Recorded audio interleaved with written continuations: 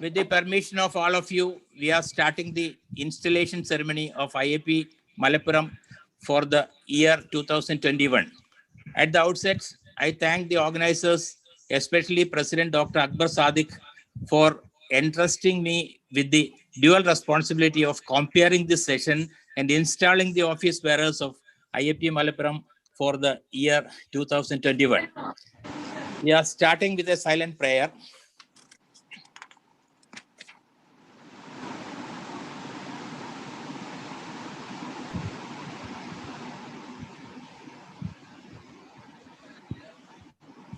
Now, I invite Dr. V. Parameswaran, past Vice President of IAP Kerala, for the welcome speech. Hello, good evening to you all. This is the first meeting of IAP Malappuram district. And in this meeting, we are having the installation ceremony of our new office bearers and also the first CME of this year. My duty is to welcome all of you. First of all, I welcome our own President Dr. Akbar Sadiq to this meeting. Our National President Dr. Ramesh Kumar is to join us shortly. I welcome Dr. Ramesh Kumar. And also welcome our own President Kerala IAP, Dr. T.P. Jayaram. I also welcome our immediate past President Dr. Narayan, Dr. Johnny Sebastian, and Dr. Bharajendran also.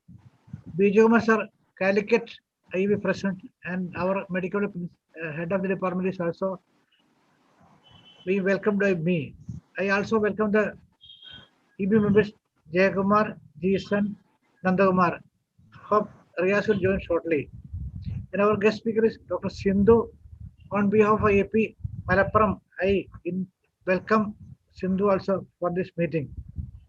Then our own Secretary Juman and Treasurer Nasser also are welcome. I welcome all the invited guests and seniors and friends to this meeting. I don't need to mention all. To mention all, it will take time. I request Joshi to proceed the function. Thank you. Thank you, Dr. Parameswaran. Next is presidential address, Dr. Akbar Sadiq. Good evening, everybody. I will do it with Dr. Akbar Sadiq has informed that as he is being installed as the new president, he will speak whatever he has to tell us. He will speak during the acceptance speech. So now I am inviting Dr. Jayaram, our state president, for address. Good evening, everybody. Respected President Dr. Akbar Sadiq, past presidents of IAP Kerala, Dr. Joshi, Dr. Jayakumar, Dr. Jason, National President-elect Dr. Ramesh Kumar, Dr. Parameswaran, Dr. Jose Anthony, Dr. Kamara Menon, and all other dignitaries on the dais and in the audience. I am very happy to participate in the installation ceremony of IAP Malappuram, and I am very happy to know that you are proceeding with the construction of one building this year, and Dr. Akbar Sadiq is continuing as the president of the next year. I wish the very best for the new office, and I wish your building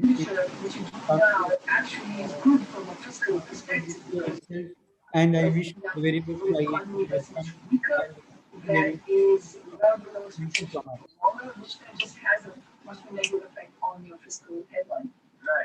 Next. Now, two challenges towards this business of borrowing, which I want disturbance to and the Please, disturbance.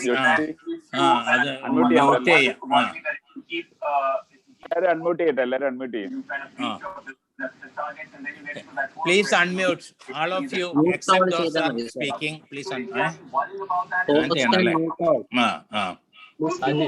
അല്ല mute ചെയ്യണം. എല്ലാവരും mute ചെയ്താൽ മതി. Again, as Sajish, long as please mute. we're very comfortable with announcements on how you will rein the deficit once we're past the.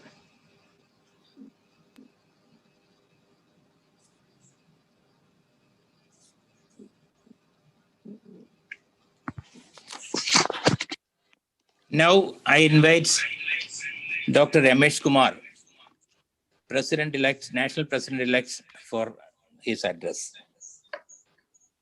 Respected President Dr. Akbar Sadiq, State President Dr. Jayaraman, senior functionaries of IAP Kerala, Chairperson of the meeting, faculty, my dear friends and friends of IAP Malappuram.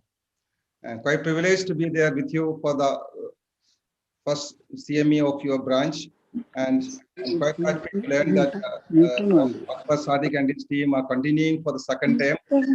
It reflects the confidence the branch has got in this. And how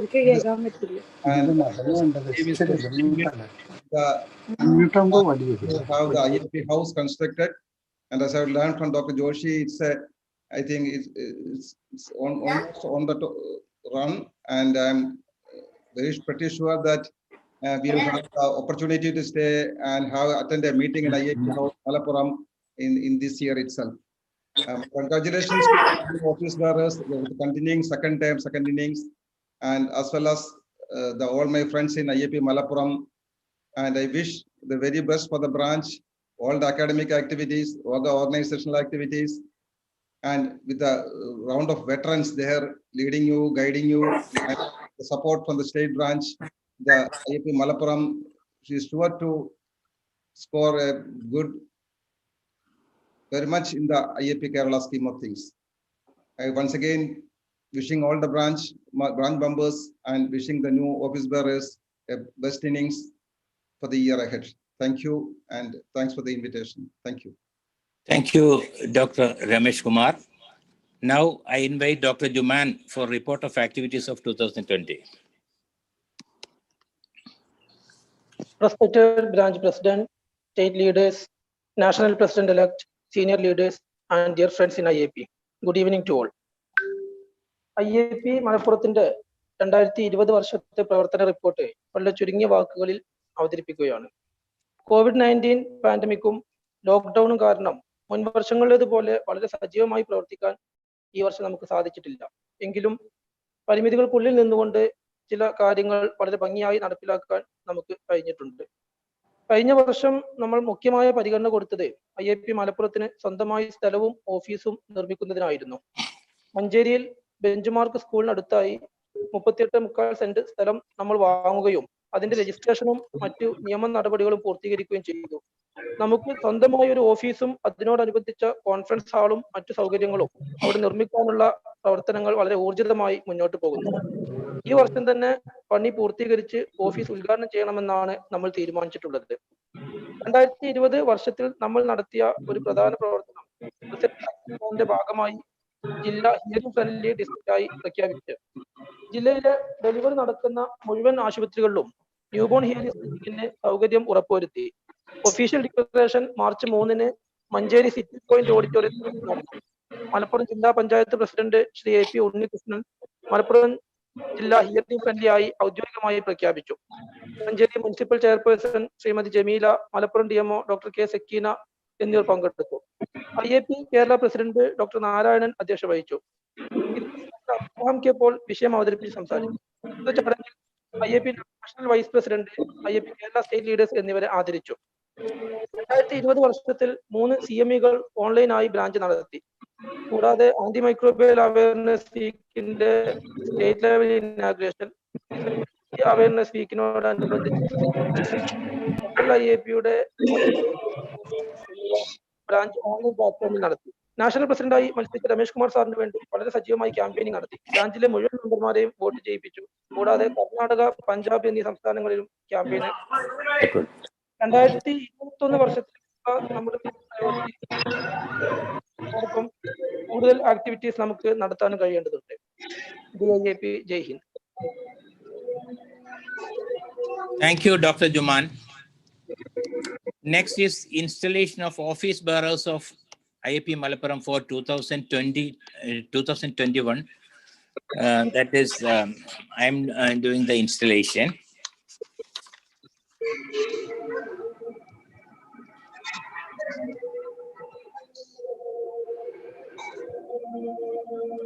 As IAP Malappuram is going through a process of constructing IAP house at Manjeri, our general body conducted on 30/11/2020 has unanimously taken a decision that all the office bearers of 2020 has to continue for 2021 also. Thus, the following persons were unanimously elected as office bearers of IAP Malappuram for 2021. President Dr. Akbar Sadiq, Secretary Dr. Juman CP, Vice President Dr. Abdul Samad, and Dr. Jyoti Krishna, Joint Secretary Dr. Sajeevan, Treasurer Dr. Nasser PA, and District Coordinator Dr. Rajesh P, and Editor Dr. Shibu K. Before going to the installation proper, let me speak a few words. Juman has already told that our last year's and this year's priority is acquiring the land for the IAP house and also constructing on building for IAP Malappuram. And this we are doing without accepting contribution from our members. As far as possible, we are trying for that. I think that all branches who are conducting major conferences will also be able to do like this if there is proper planning. With the after conducting the state conference in 2004, the balance amount we had invested in some real estate, and with these years, the value of the property has increased, and by selling the property, we are planning to build the IAP house at Manjeri. As Dr. Juman has pointed out, we have purchased 38.75 cents of land opposite to Benchmark School, Manjeri, and now we have started the process of constructing it. The plan is already, we'll be discussing about the plan and we'll be finalizing in next week. And we are planning to complete the building during this academy year. Before December, we are planning to complete the construction and inaugurate the building. And I hope that we will be able to do that.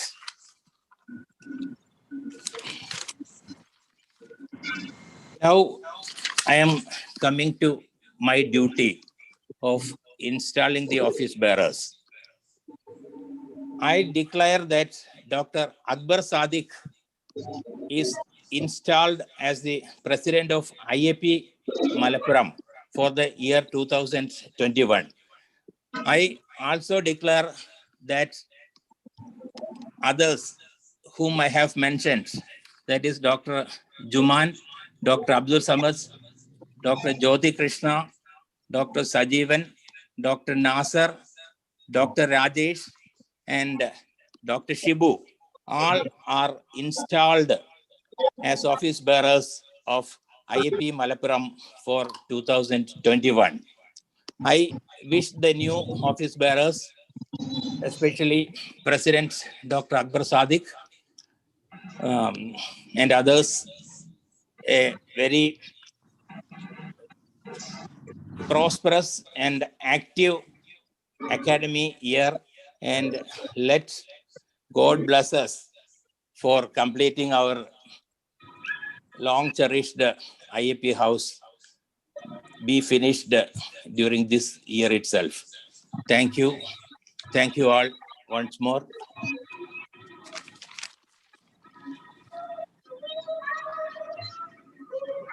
Now I invite Dr. Akbar Sadiq for the acceptance speech. Respected State President Jayaraman sir, National President Ramesh Kumar sir, and State Secretary Johnny Sebastian sir, State President-elect Jay Kumar sir, and all other senior members and my dear colleagues. കഴിഞ്ഞ വർഷത്തെ team തന്നെ ഈ വർഷം തുടരാനുള്ള ഒരു തീരുമാനമാണ്, അങ്ങനെ ഒരു സാഹചര്യമാണ് ഉണ്ടായിട്ടുള്ളത്.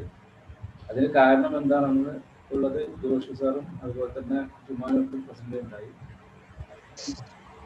അത് തന്നെയാണ് നമ്മുടെ കഴിഞ്ഞ വർഷത്തെ ഏറ്റവും വലിയ അജണ്ട ആയിട്ട് വെച്ചിട്ടുണ്ടായിരുന്നത്, അതായത് നമ്മുടെ IAP ഹൗസ് ബിൽഡ് ചെയ്യുക എന്നുള്ളത്. അപ്പോൾ അതിലേക്കായി നമ്മുടെ കയ്യിൽ മുമ്പുണ്ടായിരുന്ന ഒരു 8 സെന്റ് സ്ഥലം വിൽക്കുകയും അതുപോലെ തന്നെ നമ്മളൊരു 38.75 സെന്റ് സ്ഥലം കുറച്ചുകൂടി നല്ല ബെറ്റർ ആയിട്ടുള്ള ഏരിയയിലുള്ള സ്ഥലം വാങ്ങിയിട്ടുണ്ട്. അതിനുശേഷം നമ്മൾ അതിൻ്റെ രജിസ്ട്രേഷൻ കംപ്ലീറ്റ് ചെയ്തു, വാങ്ങിയ സ്ഥലത്തിൻ്റെ രജിസ്ട്രേഷൻ കംപ്ലീറ്റ് ചെയ്തു, അതിൻ്റെ മറ്റ് വിറ്റ സ്ഥലത്തിൻ്റെ കുറച്ചുകൂടി കംപ്ലീറ്റ് ആയിട്ടുണ്ട്. അതിനുശേഷം നമ്മളൊരു ആർക്കിടെക്റ്റിനെ കാണുകയും ആർക്കിടെക്റ്റിൻ്റെ 2 സിറ്റിംഗ് കഴിഞ്ഞു. ഇപ്പോൾ അതിൻ്റെ പ്ലാൻ തയ്യാറായിക്കൊണ്ടിരിക്കുകയാണ്. മോസ്റ്റ് പ്രോബബ്ലി നെക്സ്റ്റ് വീക്ക് അദ്ദേഹം അത് നമുക്ക് നമ്മുടെ ഗ്രൂപ്പിൽ പ്രസന്റ് ചെയ്യാൻ പറഞ്ഞിട്ടുണ്ട്. അതിനുശേഷം വേണ്ട മാറ്റങ്ങളൊക്കെ വരുത്തിയിട്ട് ഒരുപക്ഷെ ഈ ഫെബ്രുവരിയിൽ തന്നെ അല്ലെങ്കിൽ മാർച്ചിൽ, തീർച്ചയായിട്ടും മാർച്ചിൽ തന്നെ നമുക്ക് അതിൻ്റെ കൺസ്ട്രക്ഷൻ ഉദ്ഘാടനം ചെയ്യാൻ പറ്റുമെന്നാണ് പ്രത്യാശിക്കുന്നത്. അതുപോലെ തന്നെ കഴിഞ്ഞ വർഷത്തെ മറ്റു പ്രവർത്തനങ്ങളെ കുറിച്ച് തന്നെ റിപ്പോർട്ട് ജുമാൻ പറയുകയുണ്ടായി, ഡോക്ടർ ജുമാൻ പറയുകയുണ്ടായി. ഇനി അടുത്ത വർഷത്തേക്ക് ഏറ്റവും പ്രധാനപ്പെട്ട അതിൻ്റെ കൂടുതൽ സീരിയസ് ആയിട്ട് തന്നെ ഇന്റൻസീവായിട്ട് തന്നെ നമ്മൾ IAP ഹൗസിന്റെ ബിൽഡിംഗ് പ്രോസസ് തുടങ്ങുകയാണെങ്കിൽ കൂടുതൽ ഇൻവോൾവ്മെന്റ് അതിലേക്ക് നേരിട്ട് വരിക. എന്നിരുന്നാലും നമ്മുടെ പ്രസിഡന്റ് ആക്ഷൻ പ്ലാൻ അതുപോലെ തന്നെ ഡേയ്സ് ആൻഡ് വീക്ക് സെലിബ്രേഷൻസ് എല്ലാം കോൺസെൻട്രേറ്റ് ചെയ്ത് എല്ലാം ഭംഗിയായി നടത്തണമെന്നാണ് വിചാരിക്കുന്നത്. അത് സാധിക്കുമെന്ന് പ്രതീക്ഷിക്കുന്നു. അതുപോലെ തന്നെ നമുക്ക് അനുവദിച്ചിട്ടുള്ള നമ്മുടെ ഗ്യാസ്ട്രോകോൺ നമ്മുടെ തന്നെ മെമ്പറായിട്ടുള്ള കുമാറാണ് ഗാസ്ട്രോഎൻട്രോളജി ചെയർപേഴ്സൺ ആയിട്ടുള്ളത്. അവരുടെ നേതൃത്വത്തിൽ അത് ഞങ്ങൾ വളരെ ജൂലൈയിലാണ് നടത്തേണ്ടത്. അതായത് നമ്മളെ കൺസ്ട്രക്ഷൻ കഴിഞ്ഞ് അതിനുശേഷം എന്തായാലും ജൂലൈയിൽ തന്നെ അത് ഡോക്ടർ കുമാറിന്റെ നേതൃത്വത്തിൽ വളരെ ഭംഗിയായിട്ട് നടത്തുമെന്ന് ഈ സമയത്ത് പറയുകയാണ്. അതുപോലെ മറ്റുള്ള പ്രസിഡന്റ് ആക്ഷൻ പ്ലാന് മന്ത്രി CME വളരെ ഭംഗിയായിട്ട് തന്നെ വരും വർഷത്തിൽ നടത്താൻ കഴിയുമെന്ന് പ്രത്യാശയോടുകൂടി എല്ലാവർക്കും വാക്കുകൾ ശ്രമിക്കുന്നു. Thank you, Dr. Akbar Sadiq. Next is felicitations. I invite Dr. Ananda Kesavan, our National Vice President 2020, for felicitation.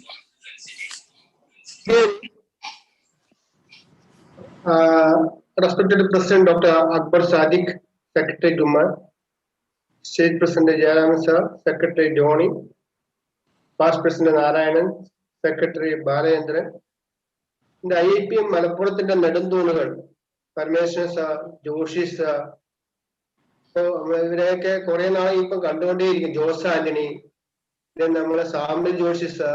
Pandamale 10-15 years I Joshi sir secretary. I think that relation was there. We used to come from here for regular meeting and as a speaker, faculty. I think this year also, we attended one meeting there. Hearing friendly, we attended one meeting there also. And then now it is very happy to see that young figures like Sadiq and Juman and their team is coming. And Kutatale, Deepum, Dhammakrishna Kumarum, Shibuaga, strong item. ഇതൊക്കെ തോന്നുന്നു കേരള ഇതിന്റെ ബ്രാഞ്ചസിന് 4ാമത്തെ building ആയിരിക്കണം. കോട്ടയത്തിനാണ് ഒരു building. പിന്നെ കഴിഞ്ഞ ആഴ്ച ഉദ്ഘാടനം ചെയ്ത പോലെ IAP എറണാകുളത്തിനും ഒരു IMA ഹൗസിലൊരു ബ്രാഞ്ച് ഉണ്ട്. IAP തലശ്ശേരിക്കാണ് വേറൊരു സ്വന്തമായി ബിൽഡിംഗ് തന്നെ ഉള്ളത്. അത് അവർ യൂട്ടിലൈസ് ഒന്നും അറിയില്ല.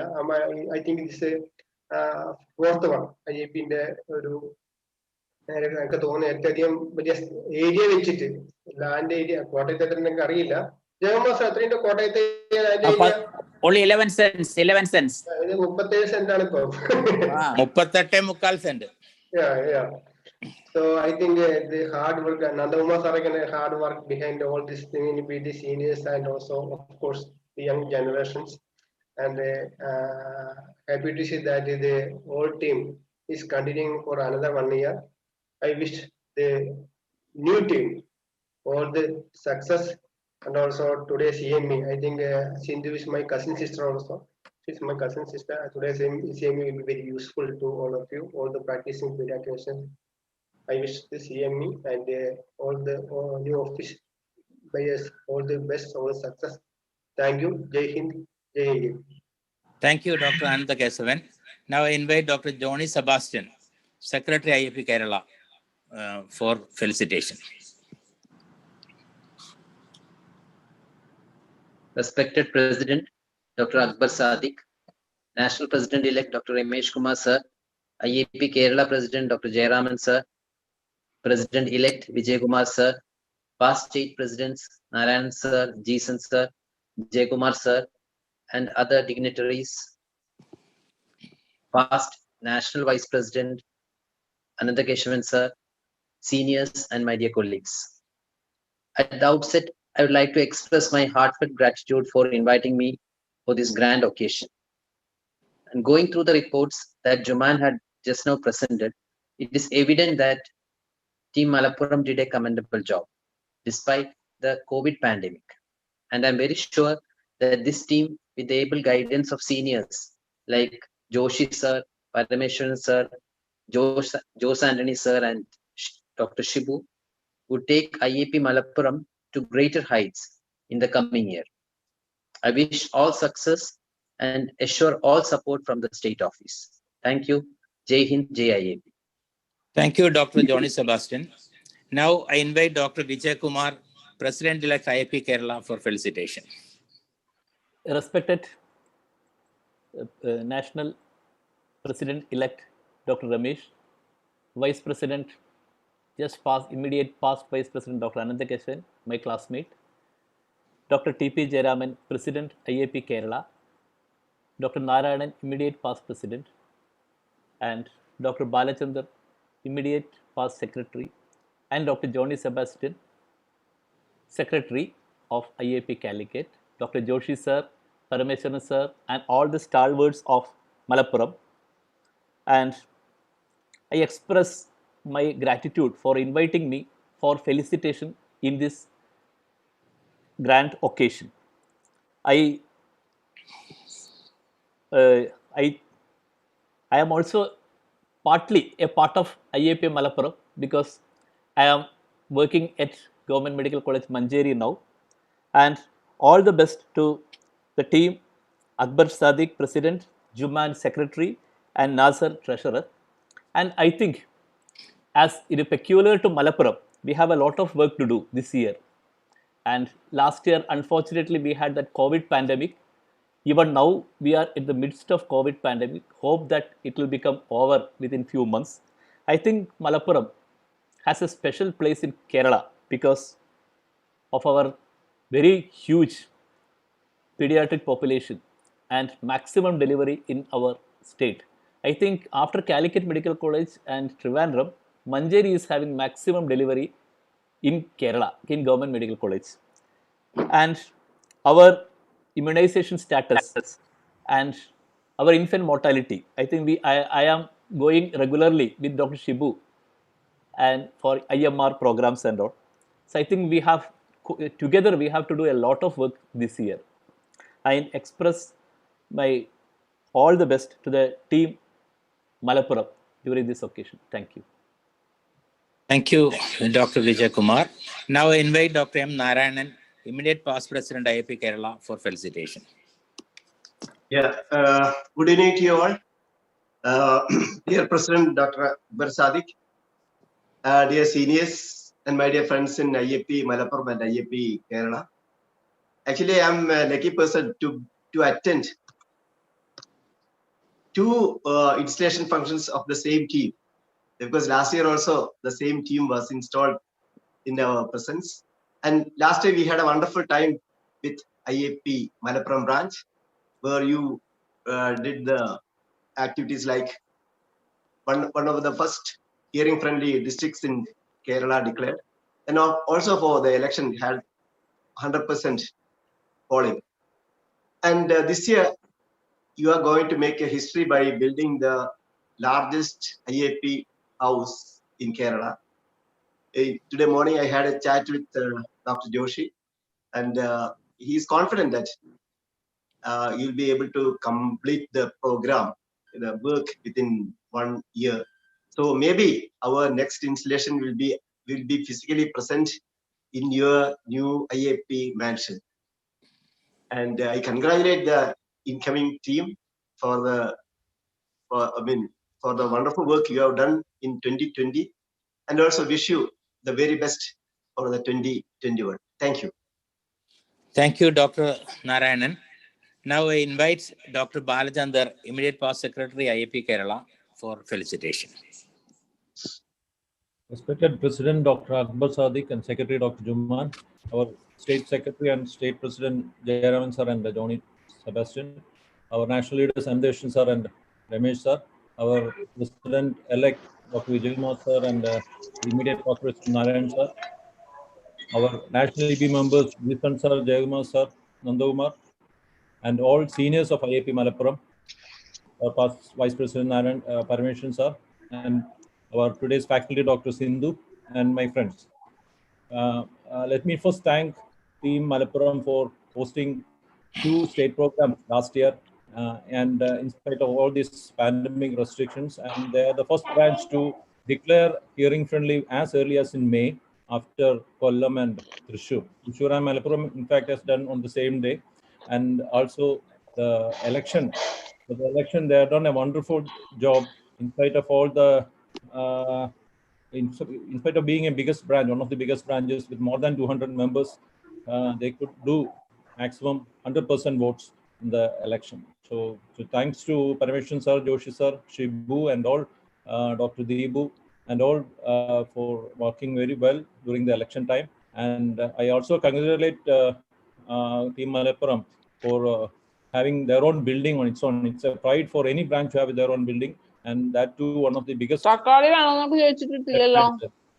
So I wish all the best for the Team Malappuram and Dr. Akbar Sadiq and Juman. I am sure they will bounce back today with support from all. In fact, I could see in the gallery view all the 25 members are known as state leaders, almost all 25 members. So with their support, they can do well this year also. So thank you, Jai Hind, Jai IAP. Thank you, Dr. Balachandar. Now I invite Dr. C. Jayakumar, National EB member, for felicitation. Respected President of IAP Malappuram, Dr. Akbar Sadiq, Secretary Dr. Juman, Dr. Joshi, National President-elect Dr. Ramesh Kumar, State President Dr. Jairam, Dr. Johnny, Secretary Dr. Johnny, IPP Dr. Narayan, Secretary, Past Secretary Dr. Balachandar, National President, Vice President 2020 Dr. Anthagastaman, and President-elect Dr. Vijaykumar, all the distinguished members, senior members of IAP Malappuram. At the outset, I would like to thank all of you for your kind invitation to felicitate this meeting. You know that IAP Malappuram is special for me in the sense that ever since I took as president of IAP in 2010, the first branch that I visited was Malappuram. You know, even now I am remembering the way in which I came, because I took a bus and reached Malappuram somehow around 7 p.m. And then we had meeting with so many distinguished persons like Dr. Joshi sir, then Shibu, and some etc.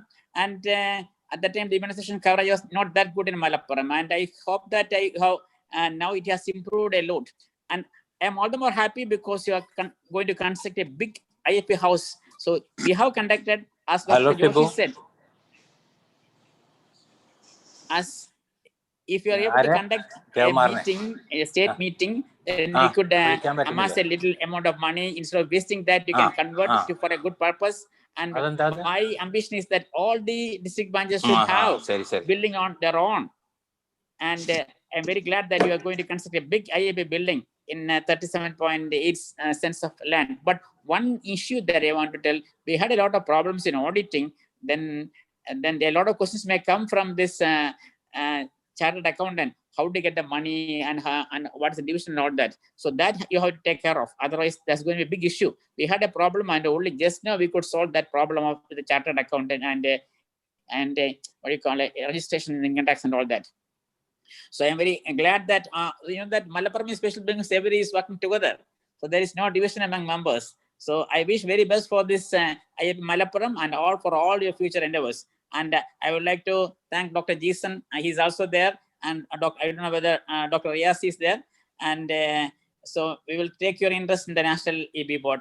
Okay, thank you so much, Jai AP Jai Hind. Thank you, sir. Thank you, Dr. Jayakumar. Now I invite Dr. Jason C. Unni for felicitation. Thank you, Dr. Joshi. Dr. Sadiq, Man, and all dignitaries on and off the dais. I'm so happy to be invited for this function. I wish you all the best for the next year. This is a special moment. Dreams do not come true very often. Address Some by dreams state did come true.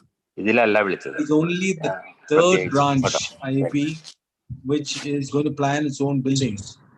Cochin branch has a office, but that is in the IME house. This is the only third branch with its own building in its own land. And it is amazing that you have collected this 38.5 cents. An office building, an attached hall and a guest room, and an amphitheater overlooking a cliff. Such ambience, really God's will that you got. Please, it is the work of this whole team that has done it. There have been doubts and stumbling blocks along the way over the last 15 years. And there may be many more if this dream project is to come true and get completed by December 2000. But with this committed team, Malappuram, led by past president of IAP Kerala, Dr. Joshi, and a competent and passionate worker with an army of dedicated team members, including Naushad. I didn't see Naushad here. Dr. Naushad, is he there? I don't know. I didn't see him. Nandakumar, Jose Anthony, from Parameshwaran, Shibu. This is a huge group of youngsters who are part of Malappuram now. I'm so happy that you all are going to be the third branch to have a branch with building of your own. And I hope that I'll be able to stay in this guest room and enjoy the ambience of your lovely place that's going to come up by next year. I wish the new team, the team that is continue for the year, all the very best. And I wish Joshi and team a great year. It's going to be a lot of work to build this this IAP house. I wish you all the best. Thank you very much. Jai Hind, Jai AP. Thank you, Dr. Jason C. Unni. I invite Dr. Iyaz I, National EB member, for felicitation. Iyaz, have you joined?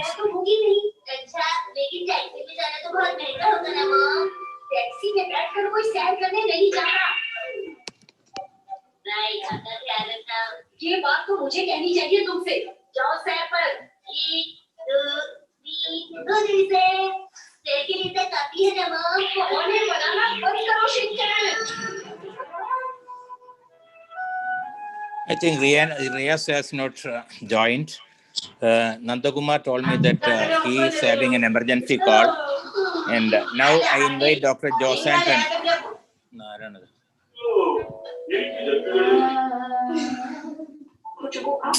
Faisal KO. Unmute ചെയ്യാൻ പറയോ മറ്റേ Faisal KO. Faisal. Disturbance ഉണ്ട് mute ചെയ്യാൻ പറയോ. ഉണ്ട് നോക്കട്ടെ. Faisal ko. ഞാൻ mute ചെയ്യാൻ പറ്റുമോ നോക്കട്ടെ. ഞാൻ നോക്കാം. പിള്ളേരാണ്. മ്യൂട്ട് ചെയ്യാൻ പറഞ്ഞിട്ടുണ്ട്. Okay. Mute ചെയ്തു. Yes. Respected President, our Akbar Sadiq, our Secretary Dr. Juman, and our State President Dr. Jairam, and the State Secretary Johnny Sebastian, and National President-elect Dr. Ramesh Kumar, and all our past office bearers of the IAP Kerala and the national level. And I'm not prolonging my felicitation speech. First of all, my congratulations and best wishes to our president, Dr. Akbar Sharif and Juman and our team. As a convener of the building committee, I promise you we will work together as a team to fulfill our project of IAP Hall, academic and conference hall, along with the other facilities. And we'll also, in parallel with our academic activities also. I wish our project will come towards the end of this year itself. Thank you all. Thanks for IAP. Jai IAP. Dr. Nandakumar, have you joined? I invite Dr. Nandakumar P for felicitation.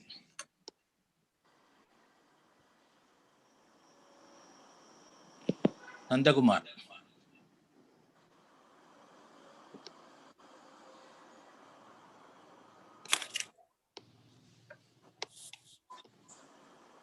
Nandakumar, please.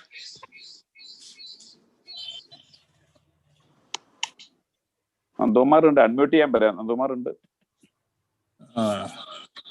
Nandakumar unmute ചെയ്യാ. Nandakumar, please unmute. Dr. Nandakumar, please unmute. Unmute, everybody has to do them by themselves. I cannot do that. So I'm inviting Dr. Shibu Nandakumar. I shall try later. Dr. Shibu Kirakatra. I invite Dr. Shibu Kirakatra for felicitation. Respected teachers, senior members, colleagues and friends, on behalf of Adolescent Health Academy, AHA, I wish all the best to Dr. Sadiq, Dr. Jumman, Dr. Nasser for this year, and I wish all the wish to this program. Thank you. JAP. Thank you, Dr. Shibu. Now I invite Dr. Rama Krishna Kumar. She is the chairperson of the gastroenterology chapter also. Dr. Rama Krishna Kumar. Thank you, Joshi sir. Good evening, senior colleagues and friends. As my beloved teacher Vijay Kumar sir just pointed out, an array of stalwarts are part of this meeting. Greetings to all the honorable national and state office bearers and team IAP Malappuram. It gives me immense pleasure and joy to be amidst the pediatric fraternity in the capacity of chairperson, pediatric gastroenterology subchapter of IAP Kerala, requesting wholehearted support and cooperation for our subspecialty pediatric gastroenterology and the upcoming pediatric gastro conference too, being hosted by IAP Malappuram. Felicitations to the office bearers of IAP Malappuram, Dr. Akbar Sadiq. I know him from long. He's my classmate. And as well as Dr. Juman, secretary, and all the office bearers, the entire team, I wish them all success and all good fabulous building project.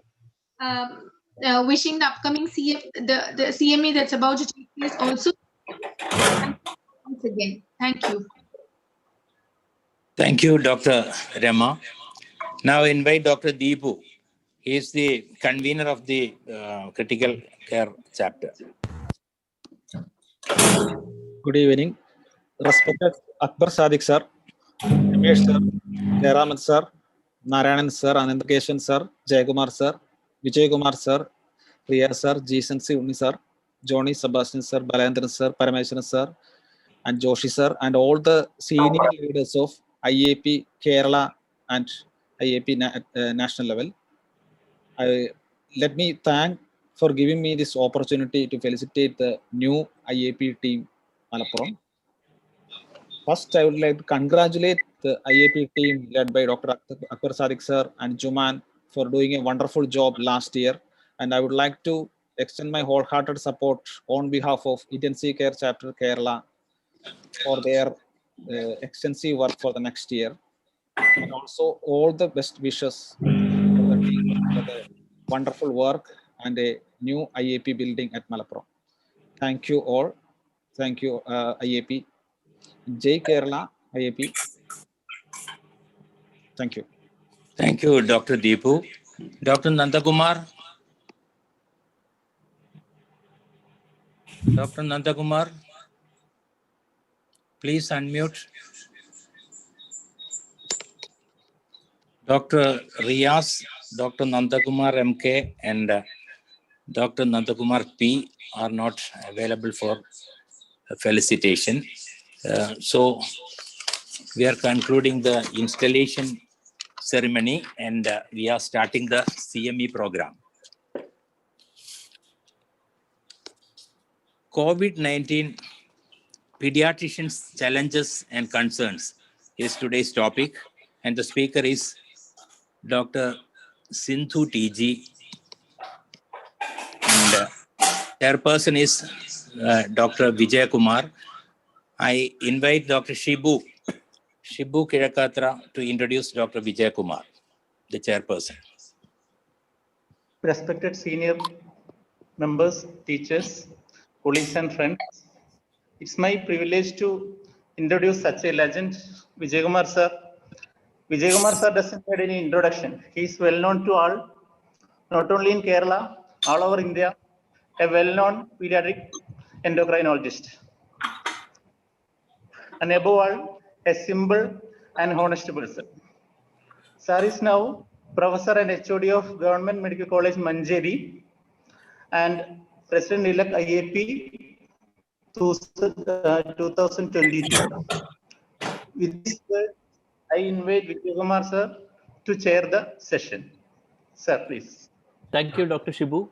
Once again, I express my gratitude to the office bearers and senior leaders of Malappuram IAP for giving me a chance to preside over this very important topic, the COVID-19 pediatricians challenge. We know that last whole year we had that pandemic and still it is flowing. And even at Manjeri Government Medical College, last year we had 760 admission with COVID children. And to discuss about this topic, we have none other than Dr. Sindhu. She is additional professor, Government Medical College, Calicut, and she has vast experience in this subject. And she belongs to 38th batch of Calicut Medical College, and she did her MD in Calicut. And she has that experience of working in Trichur, Trivandrum, and now in Calicut Medical College. And without wasting much time, I invite Dr. Sindhu to present this topic. After that, we can have the discussion just immediately after her talk. Over to Dr. Sindhu. Good evening. Am I audible? Yes, yes. Respected IAP office bearers, senior IAP members, teachers and colleagues. First of all, I would like to express my thanks for giving me this opportunity. So, especially for Dr. Shibu and so today, this topic, I don't know, what we are facing as a pediatricians. I am just discussing, it will be a short presentation. And I think after that, we have Purushottam sir and all here. So we can have a very more useful discussions regarding the COVID-19 after that. So let me share my slides, but I can't share. Please, that function is disabled. Could you please enable the screen sharing?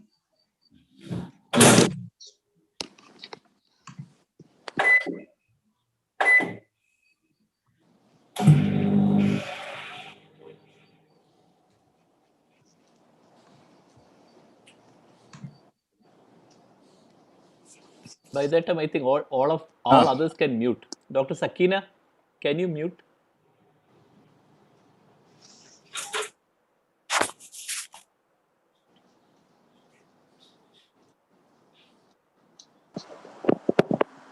Hello അത് screen share ചെയ്യാൻ പറ്റുന്നില്ല.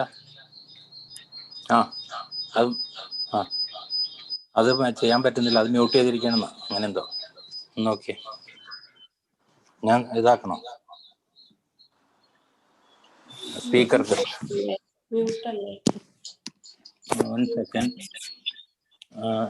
ഞാനാണ് host. സാറിന് പറ്റുമല്ലോ. Hello, screen share ചെയ്യാൻ പറ്റേണ്ടതാണല്ലോ. അത് mute ചെയ്ത് അതൊന്നും മ്യൂട്ട് ചെയ്തിട്ടൊന്നും ഇല്ലല്ലോ. ഷെയർ സ്ക്രീൻ എന്നുള്ള ഒരു ഇതില്ലേ? Sir, അതിൽ host disabled participant screen sharing വരുന്നു. അങ്ങനെ വരുന്നുണ്ടോ? സെക്യൂരിറ്റി പോയിട്ട് ഷെയർ കൊടുത്താൽ മതി. ഷെയർ കൊടുത്താൽ മതി. ജോഷി സാറിന് മാത്രമേ പറ്റത്തുള്ളൂ. അതെ. ജോഷിയുടെ ഇതിനകത്ത് തന്നെ ഇതിനുള്ള ഒരു ഓപ്ഷൻ സെക്യൂരിറ്റി ഉണ്ട്. സ്ക്രീൻ ഇപ്പൊ ശരിയായില്ലേ? ആയിട്ടുണ്ട് സർ. ശരി ശരി, okay.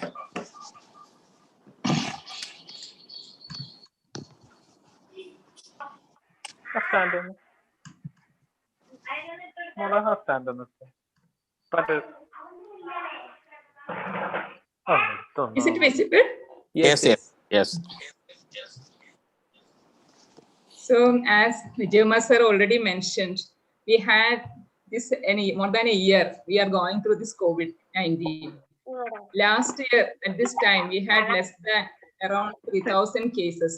Now we have at present more than 100 million cases all over the world, and it is increasing. But when the last January, when we had the initial cases, as pediatricians, we were little happy that all the initial reports came as children are less affected and symptoms are less severe, and most of the children are asymptomatic, and we don't need to care much. Even at that time, we had some problems, some concerns regarding as the mothers are getting infected, how we are going to treat the babies. The babies will be born to COVID positive mothers. We have to face them. And as we expect, some problems with the children with comorbidities or other illness. These were our concern at that time. But when, as the time passed, we recognized that this is not so simple for a pediatrician. We had several issues because when the COVID-19 came, we had towards the March end, we had the complete lockdown. So most of our children started suffering. We are giving suboptimal care for the chronic diseases. They were confined to their house. They can't travel, they can't come, they can consult. And even for all the diseases, there is always delay in seeking medical care. They can't come. And we had problem with immunization. And then later we had this new entity called MIS. We'll be discussing it later. And apart from these medical issues, we had a lot of problems. As pediatricians, we have to deal with all these things. There are several psychological issues. There is children's nutrition, their physical activity. And we are all concerned with the digital overuse because of this online teaching mode and all. There are several issues. They are coming and coming. Even now we are facing, some of them have partially started resolving, but some of them are evolving. So we are not at all free as we think initially. So we have to deal with all these things. So as a person, as a doctor working in a tertiary care center, we are seeing more of some things like these medical problems and the more and more psychological issues and all. But all, as a pediatrician working out periphery, we'll be facing all other issues as well. So as we had the journey of 1 year in our hospital, as Vijaykumar sir has mentioned, because we had several cases, we also had more than 500 IP admissions in pediatrics alone. But we have seen that the severe forms, as we expected, is very less. Severe pneumonias are less, but other parts of, we had some specific, like some flu-like presentations where we get this, isolate this virus. And one thing we have observed that children with seizure disorders, the seizure threshold has decreased. So there is a more chance of getting seizures. And as in all other areas, we had rarely used antiretroviral treatment for treating our children admitted, or only for 1 or 2 patients we have used. And but the same as what is shown in almost all literature, COVID in a SAM chat. And most of our SAM children are children with comorbidities. So they had the worst outcome. And the mortalities are almost exclusively in children with coexisting conditions, with exception of 1 or 2, they had some other acute problems. And one important problem thing we have recognized that the perinatal transmission in our series is very less. Only we had more than 600 deliveries here. Of only we had around 20 to 25 positives.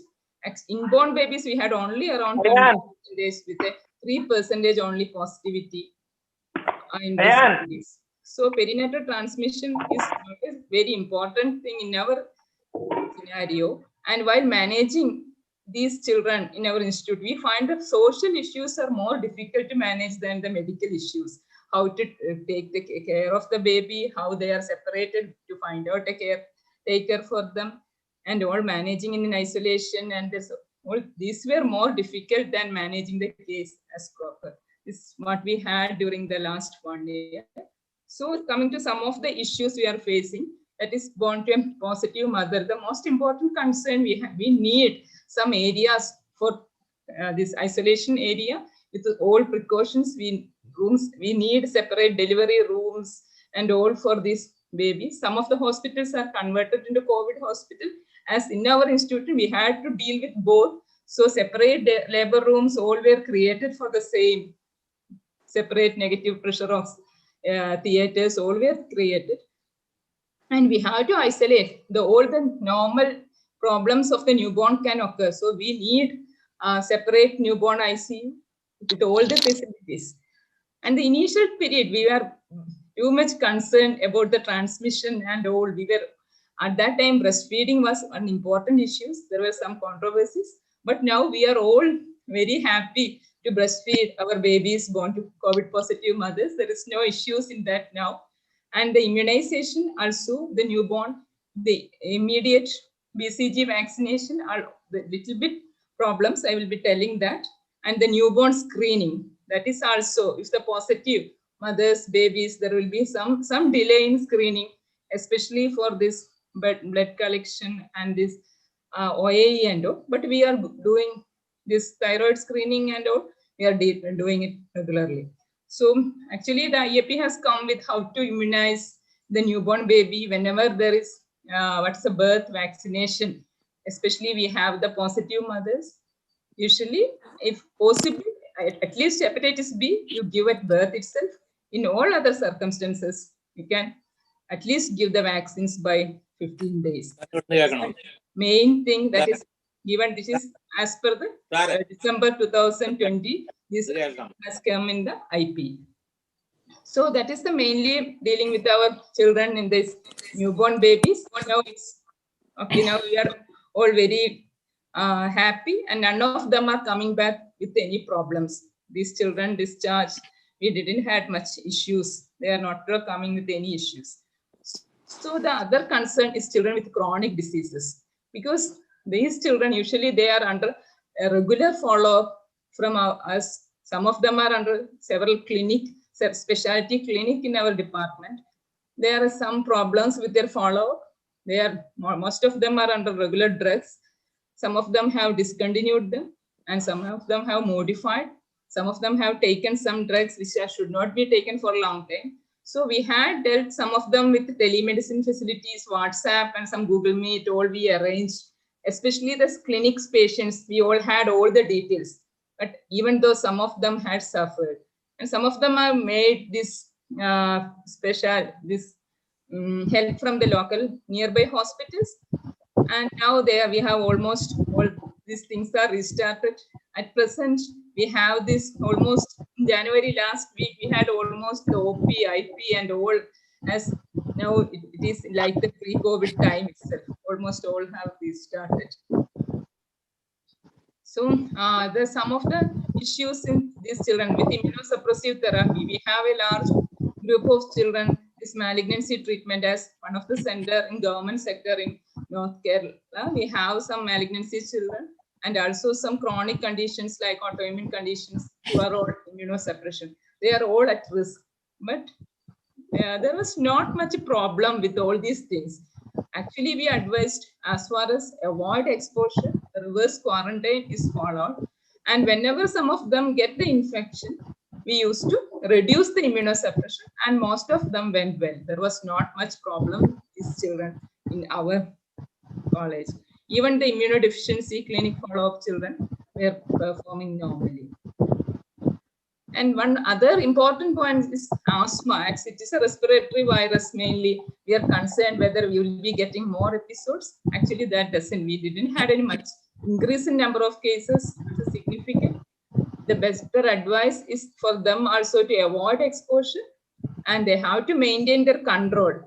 All the controller medications should be continued to avoid an episode, an exacerbation. In case of exacerbation, there is no contraindication for giving in steroids, and in mild and moderate, it is always preferred inhalers. And as far as avoid nebulizations as far as possible. So routine immunization, we are all worried about what is happening to immunization. Actually, in the initial period of this COVID epidemic and lockdown, we had all the activities were stopped. But soon we realized the importance, and even in the mid of April, state government has come with the guidelines for how to immunize, how to arrange this problem. Otherwise, we'll be going to face more disaster soon. So it started to picking up. Now, I think almost all the centers, it is going on, even though it is not as much as previous. So they are planning more sessions, and IAP also came with this, how to do the immunization with this during this period. The special practices, how to do it, all the sessions are given very clearly in these recommendations. So these are some important problems we are facing. We're dealing with the children, and also we have most of the time always lockdown instructions are children under 10 years, they should not go out. So almost all the children are prolonged home confinement, they are not going to school and all. These are creating some problems. It's also a good thing that they have enough time to enhance the parent-child relationship, but it has some unwanted effects, like most of them are physically inactive, they spend more time with electronic devices, and they eat poor quality diet. So there is a problem with this obesity and all maybe coming, and micronutrient deficiency can occur. And also there are a lot of psychological issues. The initial period, all of them were worried. They have fear of this infection, boredom, and all these things. And some of them had depression. And there's a definite increase in non-suicidal self-injuries. Always we got several hanging while playing, and also the suicidality tendency is also there. During last month, we had 2 children admitted with hanging.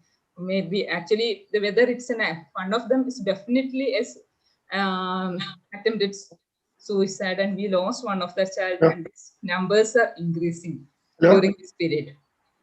So there are some issues, and there is when the children are always confined to the home, there is home violence also. They will be more vulnerable. So it is the duty of the doctor to consider, always look for any evidence of home violence. The parents are always stressed due to the social, economical, and all the issues. They may behave harshly to the children, and there may be an abuse occurring at home itself. So we have to think about it also. When you are having at all your encounter with children, you have to think about all these things. So there are several help and guidance offered. Even WHO has provided all the guidelines, and we have in our state, we have these things by government. There is a program for offering mental support to all. So these are some of the issues, and most important thing working in a tertiary care center we face is the post-COVID symptoms. What is meant by there are long post-COVID symptoms in adult? They are mainly cardiac, respiratory, several manifestations. But when we consider it in children, it is the MISC, or multi-system inflammatory syndrome in children. That is the most common post-COVID presentation in children. So we have our state guidelines for the post-COVID state guidelines. They have clearly mentioned about how to diagnose, how to manage all these things, how to follow this guideline by our state. There are all the guidelines, they have given it. So talking something regarding this MISC, I think in almost all the IAPs for last several years, everybody is discussing about this MISC. So I think Good there evening, is sir. not much need to discuss in detail about it. But these initial reports actually came in April and May in those countries. Those had early cases like UK, USA, France. They had some features of more older children developing some features of Kawasaki or toxic shock syndrome. And this Royal College came with this guidelines of, they call it as pediatrics inflammatory multisystem syndrome temporarily related to sarcoma. So they have the guidelines, and after that we started reporting cases, and even in Kozhikode we had an early report of cases, and they came with the WHO and CDC guidelines. So we are following this MISC. That is the WHO criteria. What we are following is a very common. There are some special criteria. This special criteria is very useful for identifying the symptoms also. So I am just mentioning this criteria. That is mainly, WHO says it is mainly during this children 0 to 90. If you consider CDC guideline, it is up to 21. And for this criteria, you should have a high fever for at least 3 days. But in some other guidelines, it is even 1 day fever is enough. And child should have the following features. These features are some of the important clinical manifestations of these conditions, like some mucocutaneous features. These initial features are very common in Kawasaki also, that rash, conjunctivitis, this oral mucosal changes and all very can be seen. And this hypotension and shock is one of important criteria, and myocardial involvement, either due to an echo evidence or the markers. Then evidence of coagulopathy and severe GI symptoms. Mainly the symptomatic, you will have this GI symptoms, fever and rash and all. So we are having the variety of these symptoms for diagnosing. And along with that, we have features of inflammation. And as for the WHO criteria, we have either increased ESR, CRP, or procalcitonin. I think this procalcitonin may not be available in all areas, and ESR you may not get that much, not that much sensitive. So CRP we consider for us when we are seeing the cases. CRP is most useful among this. And they say there should be an evidence of COVID-19 infection either in the form of a RT-PCR or antigen test, antibody test, or likely contact of COVID. In our present scenario in our Kerala, it is not at all a must because it is so prevalent. So it is, our test positivity is still high. There are several cases. So that is, in all cases you can take a test, and most of the time the cases we used to get clustering of cases. Usually most of them have not tested. And we have to look for any other obvious microbial causes of inflammation like staph infection, streptococcal infection, or dengue, and all other microbiological causes which are evident should be ruled out. These are the important criteria how we are going to diagnose MISC. And usually they describe there are several phenotypic variants, because already mentioned they may call some features of Kawasaki disease may overlap. They can present without any overlapping features of Kawasaki or acute COVID infection, or they can have acute COVID features, more respiratory symptoms and RT-PCR positivity, or having more features of Kawasaki like an incomplete Kawasaki. These are the some phenotypical features, variants seen in MISC. So what we have started cases. You can see we have started cases from October. We were looking for in the September and all. Are we missing cases? We are looking for such cases and experience, but we didn't get such. Though we had some suspicion, but definite cases started coming in October. We had one case in October, a second week. Then it's towards the end of the October, the cases started peaking. Then we had them early November, we had the more number of cases, and we think it's coming down. But now we know that it's still going and going up. And we had more than 55 cases till now. And most of them, at least I think almost 45 of them are severe forms, that only a few were mild forms. Majority required intensive care management. So it is still an important problem in our population. So what is the main clinical features you have to think and suspect about this?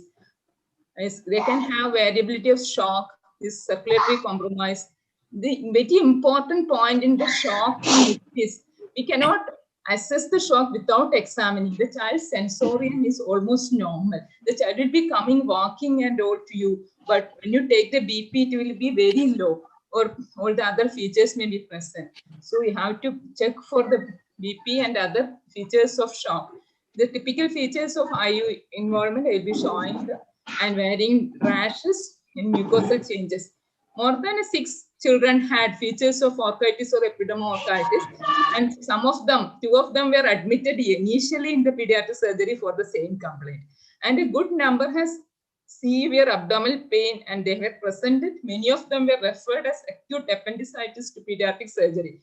Now there also we have several times we had consultation with them. They are finding this conjunctival condition along with the severe pain. Now, whenever they are seeing this, they are referring these children. They are telling something it is not typical of appendicitis. So we have several cases referred to IMCH as surgical abdomen and finally diagnosed as MIS. And many of them have conduction anomalies and they may have bradycardia. Some of them, especially during treatment phase, they develop respiratory distress. And few of them present as CNS manifestation and had neck stiffness. These are some typical eye findings of some of our patients. Subconjunctival hemorrhage was evident in our 3 patients, and there some of them have very severe. When the first child, they came for follow-up after 2 weeks. Even still, that child is having some part of its hemorrhage retained, but all the coagulation parameters were normal, and there was no other bleed. This actually may be a part of vasculitis than an actual bleed. And there may be a diffuse redness of the eyes. And in some children, it may be a subtle, like what you see here. And one interesting finding, when you are seeing that in some, I don't know whether it is very clear in this picture, some of them have a diffuse erythema around the eye. Again, when there's a hue of an erythematous hue around the eyes, and most of the mothers are recognizing that also. It is seen in several children. These are the many, actually the eye findings give you a clue. You may be dealing with a child with MIS, and these children, these are very common. And in a peripheral setting, you can recognize some of these finds, help to pick up the cases. I think most of the cases were referred as MIS had some eye findings. And there are variable lesions on the face. One child, first child is a case referred from Manjeri that had some overlapping features of MISC and a macrophage activation syndrome. And some of them have the lip lesion, mainly cracking of lips and redness are seen. And some different types of facial rashes are seen. And these are, the different, mainly different types of macular rashes. And like some Kawasaki disease, you can see diffuse erythema, diffuse type of this erythematic rash are seen in several children, especially in children with KD phenotype. And the important thing, the rash, once we start the treatment, within 1 day, almost all the rashes disappear. When we are, these children are seen in the ICU, and the next day when we are going, none of them had these rashes. There's a dramatic response to treatment to these rashes also. And the rash are all evident, some of them had the abdomen and also, and we have noticed that around the umbilicus, there will be more red hues in some cases. And we are doing a follow-up, we are following up all these children, and some of them had some diffuse peeling and some this different type of skin peeling, and you can see the views line in some of the children after 6 weeks follow-up. We have seen different manifestation, and we are expecting more. Only this mini peak had during the November and all, so the follow-up is going on. So all these findings I am just shown because it may be easy for anybody working at a periphery can pick up these things and refer. So whatever things you should do in a peripheral, if you are treating doctor at a peripheral, if a fever, especially if it is lasting to 2 or more than 3 days and all, always do a clinical assessment. Vitals monitoring. I already mentioned, നമുക്ക് എപ്പോഴും ഒരു feeling ഉണ്ടാവും, ഓ കുട്ടി നന്നായി സംസാരിക്കുന്നു, there is no problem. എന്തായാലും ഷോക്കുള്ള കുട്ടി ഇങ്ങനെ സംസാരിച്ച് ഒരു നോട്ടത്തിലൊന്നും കുഴപ്പമില്ല. But actually miss, even if the child is talking and all, child's vitals may be severely affected. So always record it. Otherwise, once a child is hypotension, went to cardiac arrest, it's very difficult to revive. So you have to, if child is stable, you can do a basic, in a peripheral, you can do the, even the CBC, ESR and CRP will help. The CRP is very important, and the CBC, the most common findings in lymphopenia. Most of the children, then we can predict what will be the TC. TC is almost normal, 8,000, 7,000 and all, but all of them had the lymphocyte 10%, 7%, 12%. None had a more than 20% lymphocytes count percentage, and there was some of them had mild thrombocytopenia, but it was not that much evident. So then if it child is unstable cardiorespiratory status, I think you have to refer the child where these children need. If child is in shock and intensive care management, so you have to refer a child for a facility where this is available. While referring, make sure that child is in shock, give IV fluids, anodrops if needed. Very shock, in a very bad condition, a single dose of steroids may be life-saving in such a situation. I don't know whether that is acceptable by everyone, but in a life and death situation, you can offer that also. So this is what you can do if you have enough facility at your center, and if you have enough things to manage such cases. You have to plan the further test according to severity of the disease, availability, affordability. All these are problems. As thankful to all the insurance schemes available here and all, we don't have much problems in getting the test done in our setup.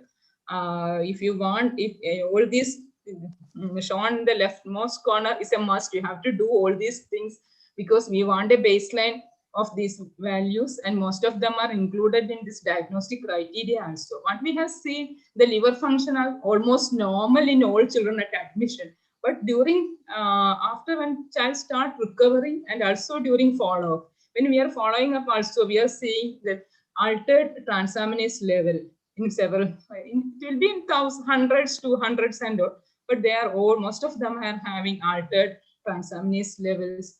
So if we have any doubt, we have to go with the second level inflammatory markers like procalcitonin, ProBNP. ProBNP is very useful in case of cardiac dysfunction.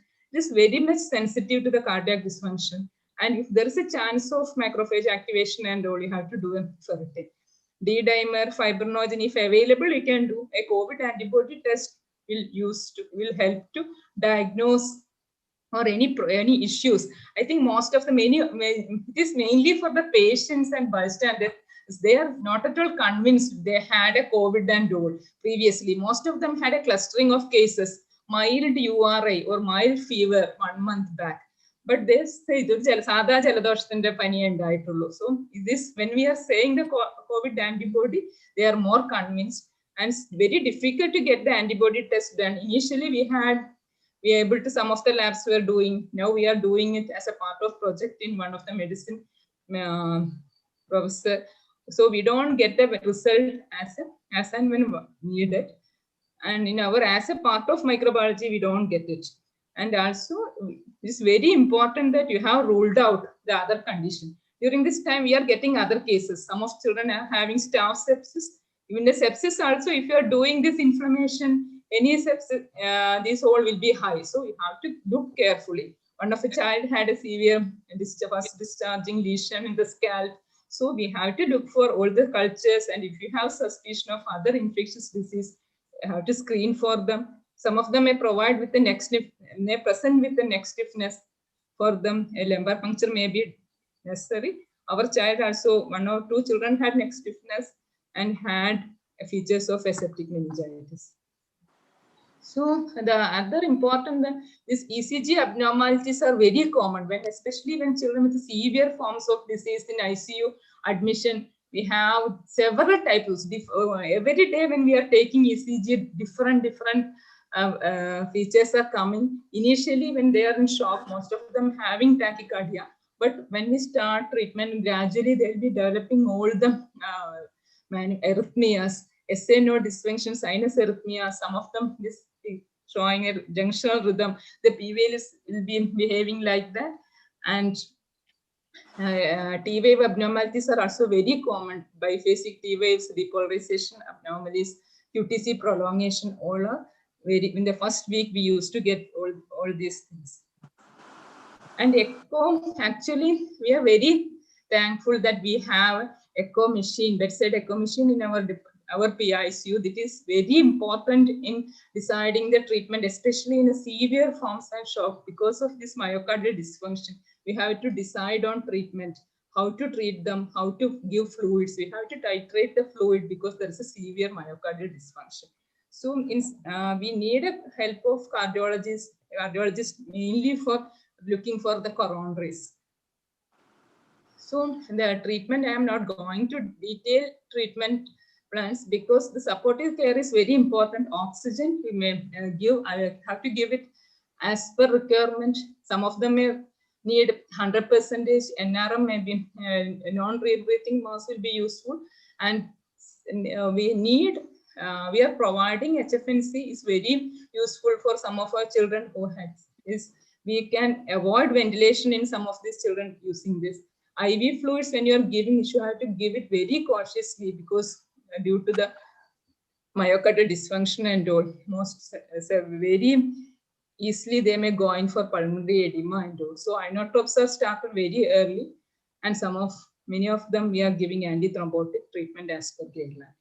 Immunotherapy, mainly almost all the Western literature are for IVIG, and we are also giving IVIG for all children with this KD-like features and all. And older children in shock, we are giving first as methylprednisolone. The first drug we used to give is methylprednisolone, depending upon the severity, and all 10 to 30 milligram per kg we are giving, and followed by oral courses. And if they are not at all improving or severe shock, we are also giving some IVIG for them also. Biologicals are also described for are not responding cases, but we haven't given for any of the children in our cases. Empirical antibiotics are started for all moderate to severe cases after taking blood culture samples, and usually we include staph coverage also because it's the most common infection presenting in shock. Usually we stop the drugs after the culture result. So always a follow-up is very important. We don't know what is this disease. It's a very new thing, and we expect something like a Kawasaki, how they became. So actually we are following up how we are doing for this Kawasaki, and always follow-up echoes are very needed. An important thing is most of them respond very well. Even after the 2 weeks follow-up, they don't have any problem, most of them. Some of them, few cases, a few of them developed hypertension. After that, there are almost no problems apart from mild transaminase elevation. All the inflammatory markers, especially ESR, CRP, and all becoming normal. Some of them are on low dose aspirin. None of them required supportive drugs after that. So some experience from our institute regarding this COVID-19, this MISC and all. So I think we can discuss about these things.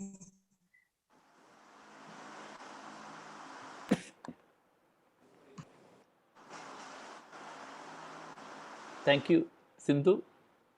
Is it over? Okay. Kelkunilla, Sindhu. Yes, sir. Okay. You are muted suddenly. Sir. Thank you, Dr. Sindhu. It was a very practical discussion about COVID, our initial phase of COVID with mild symptoms, gradually going to multi-system inflammatory syndrome, we are also seeing few cases of multi-system inflammatory syndrome, and the presentation, the typical presentation and management was given. It was a very lucid presentation, and few question, only one question is there in the chat box. I'll just read it out and then we can go to the panel discussion. And the question is from Dr. Jose Anthony: what is the cause of leukopenia in our COVID in children? Yes, sir, we are not seeing that much leukopenia, mainly seeing lymphopenia. Most of the children, there is no leukocytosis and all. And it's an immune mediated. Actually, I don't know, sir. Yes. We are on the pathophysiology. I haven't gone much about it. Is it described? I think Dr. Shija is there. Shija is the expert in MISC. I think we can go to the panel discussion now. I think Dr. Ananda Kesivan? Yeah, is it noticed by other studies also? I think we can go with the panel discussion. I think we can discuss that, all these things. I think because of the lack of time, we can go to the panel discussion now. I think we have our stalwarts from north to south, and Dr. Sindhu herself, and Dr. Purushothaman sir, from Professor and Head of the Department, Trichur Medical College. Dr. Babu Francis, he is additional professor and in charge of NICU in Manjeri Medical College, where we have a lot of newborns. And then Dr. Jayagumar sir from Amrita, professor and head of the department, and Dr. Shija Sugunan, additional professor, Department of Pediatric, Government Medical College, Trivandrum, and in charge of PICU. I think first we can start with Purushothaman sir. Sir is available? Sir, can you just describe about your experience? Our number is almost 12 cases only, and there was no death. Last week we had a different presentation with a complete heart block case coming referred from periphery without any clinical manifestations of typical of what is described. And by the time the patient came here, it was a hemodynamic compromise. We put the patient on IV gamma, steroids, and patient needed pacing. We sent to Amrita, and from the they did the pacing and put the patient on ventilator, but the patient succumbed. So one message hereafter, maybe in the coming month, maybe I'll put it in this way. Not only answering your question. So what should be the way forward for the pediatricians in Kerala? I'll divide that into general pediatricians role, 3,000 pediatricians who are looking after the kids routinely. Second group of pediatricians who are experts who are managing in the tertiary level care situation, and IAP's role.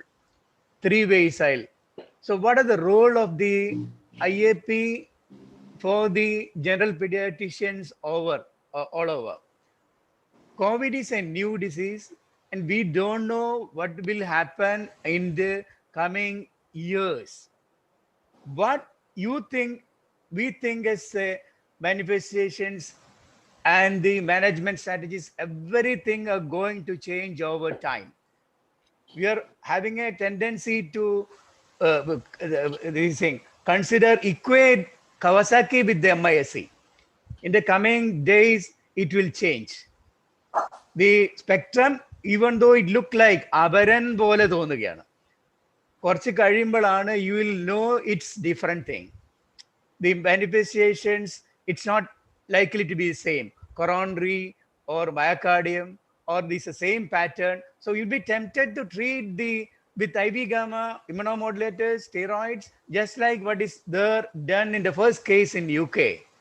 Over time, it is changing, and our strategy is also changing. Our students, our kids are behaving not in the usual manner. So that's the reason why. Illa sir. ഞാൻ പറയാനുള്ള പറഞ്ഞു കഴിഞ്ഞിട്ട് ആയിക്കോട്ടെ വെച്ചിട്ടേ. Okay, sir. അത് എന്റെ idea എന്ന് പറഞ്ഞാല് കവാസാക്കി എന്നുള്ള ഒരു അതേ ഇതിന്റെ അകത്ത് നോക്കാതെ maybe over time the features may change and the need for the management, everything will change, and the follow-up also. Eല്ലാം going to change, and that may be regional variation also. There's a need for study about the MISC also in a Kerala scenario. Will it be the same? And about the policy of the management, just like our Shija Parandamadri, less than 6 years in a strategy, maybe more and more above situations that maybe steroid may be enough. There may not be that much need for the immunomodulators in the form of IVIG. In the strategy, there may be need for change. Trivandrum, there had many cases of coronary involvement, but our experience, Calicut experience, not much of coronary involvement. Almost all of them had ejection fraction, myocardial dysfunction more, dangerous arrhythmias less, overall prognosis good. That's all the experience so far, but after some time it will change. And what do we do to the general pediatricians? This is a disease which can have an action on the seed, unlike adult where it is affecting the tree. So we don't know how a seed is modified, intrauterine period, how it modifies. Just like the rubella, the cataract was detected and the other spectrum noticed later. So we need to follow up these cases to know what way a COVID situation affecting the pregnancy and the newborn and the developing child will happen, because the systems affected, immune mediated injuries in different systems may not be known, we won't be knowing. So what is the role of the pediatrician? They should be meticulously following a normal child also, because in the coming days, all the kids will be affected positive. And anything new, anything odd, they should be detecting and think that maybe as a part of this thing. So they should be aware of the developmental milestones and the way it can be affecting the normal neurodevelopmental or any other system manifestations. അതിനെപ്പറ്റി ഒരു ബോധം ഉണ്ടാവേണ്ടതുണ്ട്. രണ്ടാമത്തെ കാര്യം, about the follow-up of the MISC cases, so-called the dangerous situations in the follow-up that be followed up by the experts. അങ്ങോട്ട് പോകുമ്പോൾ what should be the guidelines for follow-up of the so-called MISC? അതിന്റെ കാര്യം, is it the same way? The രണ്ടാളുടെയും experience from the north and south, they are having dramatic response to the IV gamma. Many of them revert back much faster എന്നുള്ള കാര്യം. അതുപോലെ തന്നെ ആകുമ്പോൾ what should be the follow-up, how frequently you should be following up, coronary echo, ആ കാര്യങ്ങളുടെ എക്സ്പേർട്സിന്റെ ഭാഗമായിട്ട് follow ചെയ്യേണ്ട കാര്യമുണ്ട്. So there is a need for study among the medical college and the expert group more. It may be unique for the Kerala scenario എന്നുള്ളതുകൊണ്ട് the temptation to follow what is happening in the West should not be, അത് should be curved.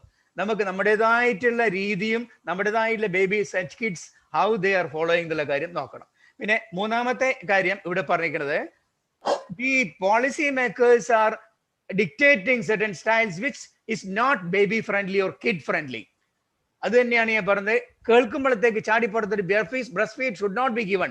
American മറ്റവർ പറയുന്നു അപ്പൊ തൊട്ട് കുട്ടീനെ മാറ്റി നിർത്തണം, 24 hour എന്നിട്ട് PPE ഇട്ടിട്ട് കുട്ടീനെ മാറ്റണം. ഇറ്റ് ഷുഡ് ബി അങ്ങനെയുള്ള ഒരു ബ്ലൈൻഡ് ഫോളോ അപ്പ് പാടില്ല. So we know and we have change. There is no need to separate the baby എന്നുള്ളൊരു കാര്യം. Just like that, ഇപ്പം വരുന്നു വാക്സിനേഷന്റെ കാര്യം. Can a lactating mother take the vaccine? Pregnant ladies and lactating mothers are not there in the study. So the present way of vaccinating the mothers and lactating mothers and pregnant ladies are out of this strategy. Is it necessary? The lactating mothers, we are feeding them. What is the harm in giving the vaccine to the lactating mothers? അപ്പൊ അങ്ങനെയുള്ള കാര്യങ്ങളുടെ ഒക്കെയും we should be advising the ആൾക്കാർ. അപ്പൊ അത്രയും stringent ആയിട്ട് പറയേണ്ട കാര്യമില്ലല്ലോ. ഞാൻ പറഞ്ഞു they are not included in the study. 18 to 55 ഉള്ളൂ. above ഏജ് ഗ്രൂപ്പ് ഇല്ല, കോമോർബിറ്റീസ് ഇല്ല, യങ്ങർ ചിൽഡ്രൻ ഇല്ല, ലാക്ടേറ്റിംഗ് മദേഴ്സ് ഇല്ല, ബാക്കിയുള്ള കാര്യമില്ല. അപ്പോൾ ലാക്ടേറ്റിംഗ് മദേഴ്സിനെയും ബേബീസിനെയും മാത്രം പ്രഗ്നൻസിനെയും മാത്രം ബാക്കി വെക്കുന്നു. You are taking the risk for the older age group, comorbidities, and you are included that. So adilum korvu list risk ullu for the lactating mothers. So we should be arguing for giving vaccination to the lactating mothers. There's no point in withholding them. അതുമാതിരി തന്നെ pregnant ലേഡീസിന്റെ കാര്യം. Pregnant ലേഡീസിന്റെ അകത്ത് safer vaccine ഇല്ല എന്ന് പറഞ്ഞിട്ട് ഞാൻ നിർത്തുകയാണ്. Okay, sorry four taking more time. No, sir. It was some other noise. So I think we express Purushottam sir's concern also. What main challenge is the changing pattern of COVID. Initially, when the pandemic started, we were a little bit worried, just like adult. Now, after some time, some complacency came because pediatrics is less severe. It won't produce much problems. But in between, we had 3 deaths in Manjeri itself. But all the 3 were having some comorbidities, like one had MSUD, one had cerebral palsy, one was a preterm with severe malnutrition. Now the MISC came, and we are also struggling with MISC. Luckily, we didn't have much death, but 2 cases we had to transfer to Calicut. I think we can going to further south. I think Dr. Jayakumar sir is there from Amrita.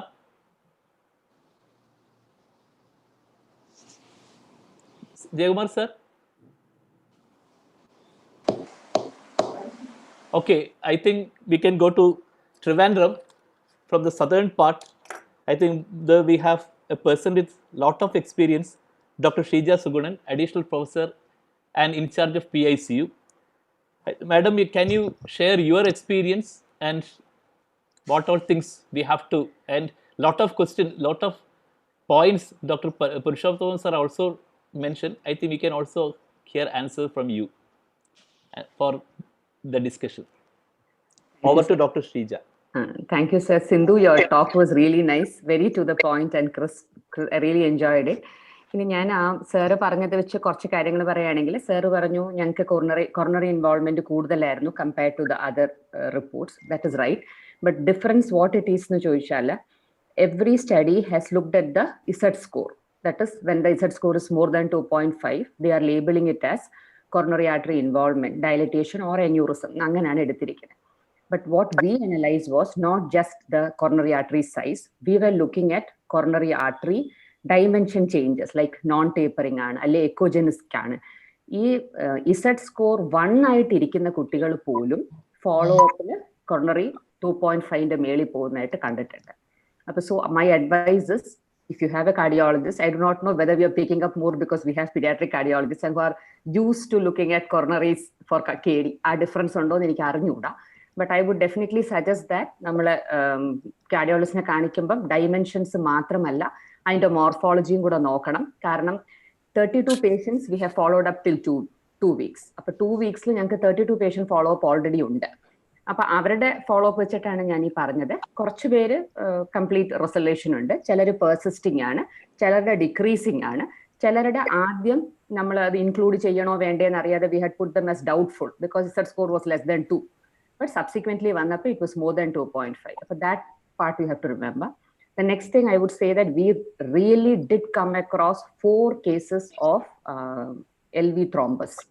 So this is again something you have to look for. Without looking for നമുക്കത് കണ്ടുപിടിക്കാൻ പാടായിരിക്കും.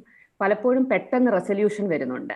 അപ്പൊ നമ്മളൊരു 3rd day ആണ് echo ചെയ്യുന്നതെങ്കിൽ ചിലപ്പോൾ നമുക്ക് ആ ത്രോംബസ് അറിയാൻ പറ്റണം എന്ന് നിർബന്ധമില്ല. അപ്പൊ ആ ഒരു കാര്യവും കൂടെ നമ്മൾ ഡെഫിനറ്റ് ആയിട്ട് we have to insist that we look for the thrombus എന്നുള്ളത്, because we did come across 4 cases of LV thrombus. 1 case was of a peripheral thrombus, ബാക്കി 3 LV thrombus ആണ്. പിന്നെ മെയിൻ ആയിട്ട് that is the പിന്നെ one thing I would, as a message I would like to say that please do not jump to the 2nd line 3rd line investigations before you see the 1st line investigation. എന്ന് പറഞ്ഞാൽ ഒരു patient പനി rash ഒക്കെ ആയിട്ട് വന്നാലും നമ്മൾക്ക് ആ ESR CRP ആദ്യം നോക്കേണ്ട 2 കാര്യങ്ങൾ അതാണ്. സിന്ധു പറഞ്ഞതുപോലെ ESR നല്ലൊരു % ആൾക്കാർക്കും കൂടുതലല്ല. CRP almost 100%, they have more than 60. There is no doubt about it. So if you don't have a high CRP, don't go for the 2nd line 3rd line investigations, because 3rd line investigation, that is your D-dimer, NT-proBNP, ആ പറഞ്ഞ സാധനങ്ങൾ എല്ലാം തന്നെ ഏത് critically ഇൽ patient വന്ന് shock ഉണ്ടെങ്കിൽ elevated ആയിരിക്കും. You send it for any dengue, severe dengue, you are going to get all the 3rd line markers as positive. അപ്പൊ അത് കാരണം ഫസ്റ്റ് സ്റ്റെപ്പ് കഴിഞ്ഞിട്ടേ നമ്മൾ 2nd കഴിഞ്ഞ് 3rd പോകാവുള്ളൂ. That's very very important. വളരെ മാസ്കുറേഡർ ആയിട്ട് കണ്ടിട്ടുള്ളത്, we had 1 case of PCR positive scrub and 1 case of PCR positive lepto. രണ്ടുപേരും മിസ്കിന്റെ എല്ലാ ക്യാരക്ടറിസ്റ്റിക്സും ഫുൾഫിൽ ചെയ്ത പേഷ്യൻസ് ആയിരുന്നു, including conjunctival congestion. But subsequently PCR positive ആയത് കാരണം we did not include them in MISC. That is the message from my side. Okay. Doctor, thank you, Dr. Shrija. ഞാനൊരു point അതിന്റെ കൂടെ പറഞ്ഞോട്ടെ. I'll forget after some time. As Shrija said, there are 2 points definitely we should be remembering, IAP should be remembering. In the coming months, all the ICUs, if possible, we all should have an echo machine. Because by June, July, you are going to open the schools and more number of cases in the pediatric age group is likely to come after that. And we are going to have more cases of atypical presentations and all of the MISC in the second half of 2021. And we may be needing these echo machines in the ICU. That also should be a part of the ICU. Second part, she said thrombus. We also had a case of thrombus and stroke and transient. So that is very important thing. There can be thrombus situation, stroke situation in our child also. And last thing, in the next coming years, we are very likely to overdiagnose MISC, and we are very likely to miss treatable entities like scarlet, the lepto, scriptyphus, and many of the bacterial infections also. We are likely to treat as this thing and miss the right target. Thank you. Thank you, sir. I think now we are going north again, and we are coming to our own Manjeri, and Dr. Babu Francis is here. I think he is the only neonatologist in this group, and he has lot of unique observations to discuss with us. And some of the questions Dr. Purushottam sir has raised, I think Babu sir may be having some answer to it. Over to Babu sir, and we have a lot of newborns during this COVID season in Manjeri. I think you can share your experience and comments. Over to you, sir. സത്യം പറഞ്ഞാൽ കൂടുതലായിട്ടൊന്നും അറിയില്ല. കാരണം what we find is newborns luckily വലിയൊരു severe complication directly related to, am I audible? Yes. നമ്മുടെ morbidity not related to COVID. Whatever morbidity we find in newborns is basically due to other problems which we routinely see. Allade, it may not be attributable to the COVID situation. The possible reason may be the immunological response of the newborn is blunted or immature. So, the cytokine storms and the systemic inflammatory response which we see in older children is not probably, may not be there in newborns, or may not be common at least. And I don't know the experience from other sides. And whatever symptoms or when the presentations we got from horizontally transmitted. So we have babies coming with respiratory distress and a history of lethargy, poor feeding. And one baby we had who came with melena. And anyway, all these babies with the different presentations, luckily they responded to our routine management of sepsis. That they were given empirical antibiotics and they improved.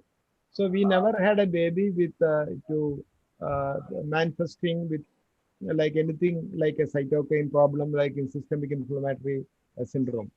So newborn, and also regarding our routine monitoring and care in the neonatal unit. One important impediment is use of PPE kit, and I feel that it is not really needed with the PPE kit in NICU. And I no more use PPE kit in the neonatal unit, and I use like a 995 mask and the usual gown and with gloves. And personally, I feel that is more than enough. And the staff nurses who contracted infection in our unit, they contracted infection from their home environment and attending social functions, and not from the NICU environment.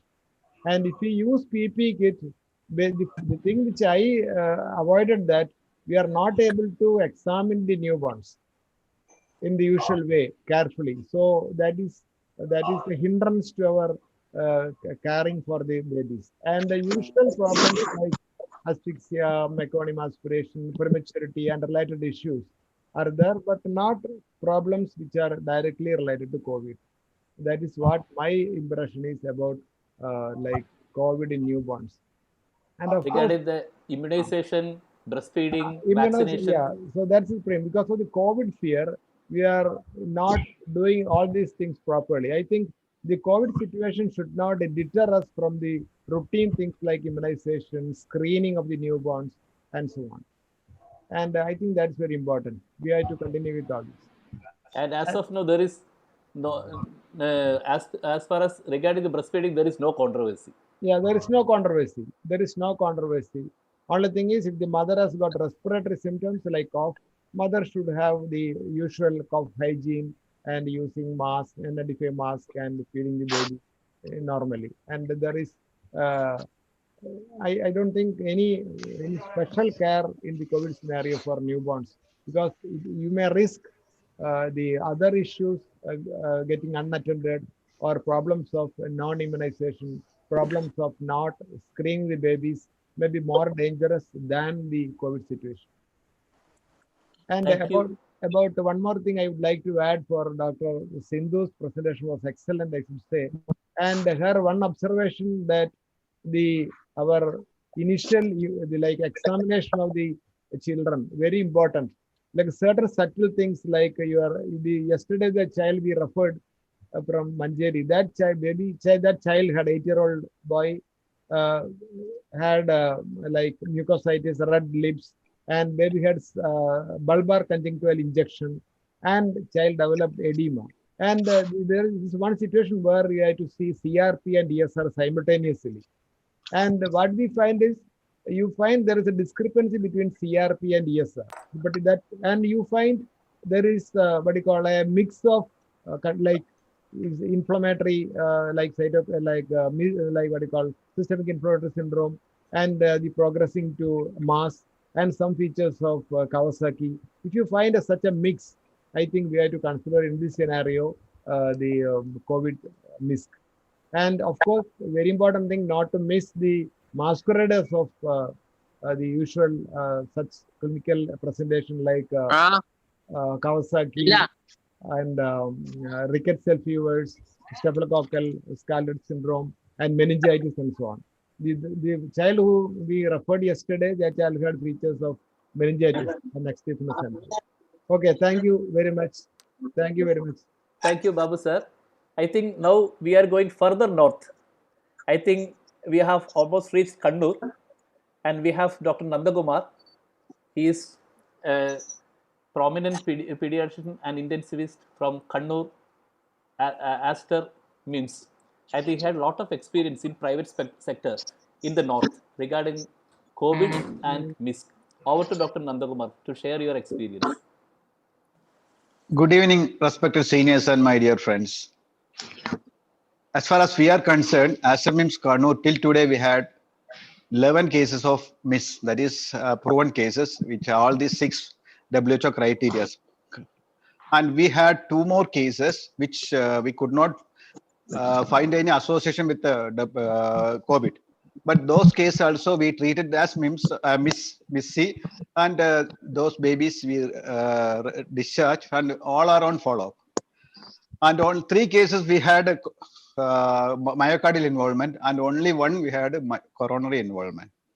And as Dr. Sridhar's advice, we all these older children, that is children more than 6 years, they responded very well to methylpred alone, and only 1 child we gave older child we gave IVIG along with the methylpred. All small children less than 6 years required methylpred. Sorry, IVIG also along with methylpred. Today we had now we have 1 child with presented typical Kawasaki, that is 1.5-year-old child present typical Kawasaki. That case we gave only IVIG. That one really responded well without steroid, responded well to IVIG, but we discharged the child with oral steroid. This is our experience and our follow-up. Our kids are coming for follow-up regularly, and in follow-up, all are doing well, and our mortality is nil until now. Our follow-up cases all are doing well, and sequelae, follow-up echo, everything is normal, and only one child we started this thing, heparin, low molecular heparin, that also, LV function was less than 35, but that child also now echo seems normal. So this is our experience, and another thing I want to tell you that we had 4 cases of Kawasaki, and we had 3 cases of Guillain-Barré, and 1 case of transverse myelitis, and one case Adam in last 4 months.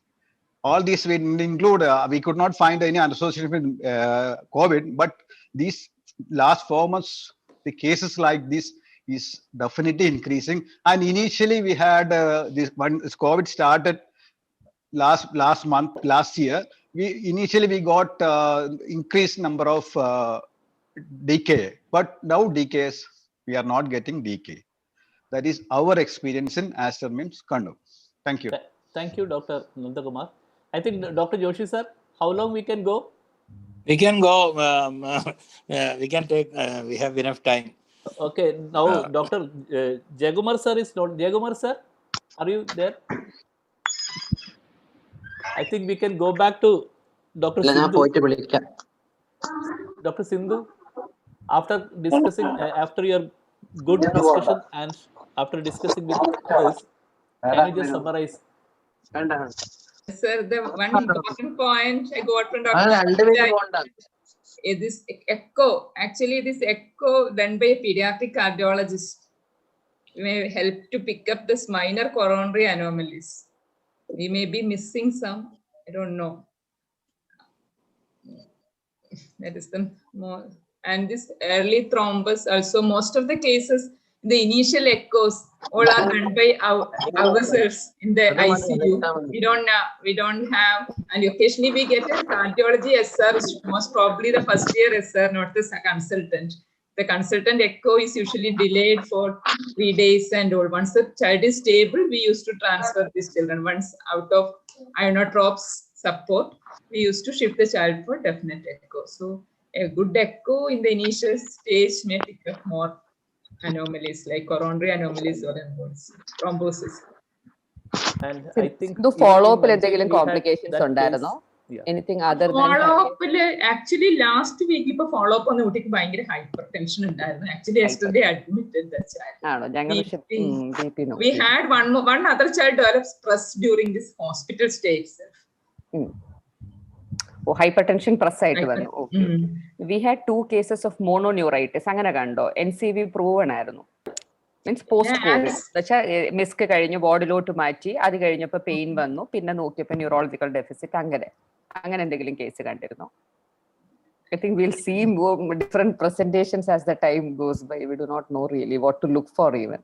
Actually, hypertension I think we'll keep that. Actually, as Dr. Nandakumar described, we are also, I think there may be slight increasing this GBS and all. There's a doubt transverse. Yeah. Recently, we had transverse myelitis case and a few Guillain-Barré little more increasing. Actually, don't know whether there's a relation and all. Even we had, but COVID antibody was negative. Antibody. Actually, we have sender antibody. The results are still awaiting. I don't know. What about Nandan? The COVID testing, COVID antibody in Kannur, that Guillain-Barré? Yeah, Guillain-Barré negative. You only except that 11 cases, all other cases which I described COVID antibody negative. We didn't include all these cases in our MISC case. All other COVID antibody negative. Only no history of contact with the COVID patients and RT-PCR negative. So we could not find any relationship with the COVID. Purushothaman sir, any similar cases in Trichur? Any similar findings, observations in No people? neurological, except one case of stroke, hemiplegia with reverse, completely reverse back within hours. It reverse back. There was a stroke case, and we did an MR angiogram. That was a block there, but it was transient, completely reverted back. Aphasia with hemiplegia was there. Then about the eye manifestation, both Trivandrum and Calicut, the series showed the atypical conjunctival. That's why I said our kids may be having a totally different group of manifestations. And the one point which I noticed from Shija's series and Sindhu series, there is no limbal sparing in this congestion. What do you say, Shija? കുറച്ച് പേർക്ക് ലിംബൽ sparing ഉണ്ടായിരുന്നുള്ളൂ. Sir പറഞ്ഞ correct ആണ്. There were a few patients with limbal sparing, പക്ഷെ നല്ലൊരു ശതമാനം without ലിംബൽ sparing. കുറച്ചുകൂടെ characteristic ആയിട്ട് ആ conjunctival hemorrhage തന്നെ. The moment you see conjunctival hemorrhage, you know you are looking at MISC. That's a very good message, because that's what we want. നമ്മൾ കേരള സിനാരിയോന്റെ അകത്തുള്ള atypicalities വേണം എന്നുള്ളത്. രണ്ടാമത്തെ കാര്യം, as Sindhu mentioned, should we reconsider the strategy of the management, because in the coming months more and more of atypical കാര്യങ്ങൾ വരും. So we should be conveying these manifestations, atypical presentation to the general pediatricians, and maybe they can do this ERP, ESR, and if that also is rising, why not one shot of a steroid and then send? So should we change the policy like that? The non-B guidance may not agree to that, but in our scenario, if we are missing and leading to grave situation by the time they reach the ICU and diagnose, why not give a shot of steroids of whatever nature, methylprednisolone or some other steroid, before if it takes more time to the this thing. നമുക്ക് സ്റ്റിറോയിഡിന്റെ കൂടെ ഒരു antibiotic കവറും കൂടെ കൊടുക്കണം. അപ്പോൾ അതിനൊരു protocol നമ്മൾ ഇതുപോലെ മാസ്കുറേഡ് ചെയ്യുന്ന കണ്ടീഷൻസ്, അതുപോലെ തന്നെ അതിന്റെ ടൈമും ഒരു പ്രധാനമാണ്. കാരണം നമ്മളിപ്പോൾ റിക്കറ്റ്സൽ ഫീവേഴ്സ് വരുന്നത് ഒരു പ്രത്യേക സീസണിലാണ്, അതുപോലെ തന്നെ സ്റ്റാഫും കൂടുതൽ വരുന്നത് പ്രത്യേക സീസണിലാണ്. അപ്പോൾ അതനുസരിച്ചിട്ട് ലെപ്റ്റോസ്പൈറ വരുന്ന ഒരു സീസണിലാണ് പ്രത്യേകിച്ചും. അപ്പോൾ ആ രീതിയിൽ അനുസരിച്ച് നമുക്ക് എംപിരിക്കൽ ആന്റിബയോട്ടിക് അഡ്വൈസ് ചെയ്തിട്ട് ഇത് സാറ് പറഞ്ഞ പോലെ തന്നെയുള്ള ഒരു മീഥൈൽപ്രിഡിന്റെ ഷോട്ട് കൊടുത്തുകൊണ്ട് യാതൊരു പ്രശ്നമില്ല. I think it may be A life saving recommendation for the general pediatricians.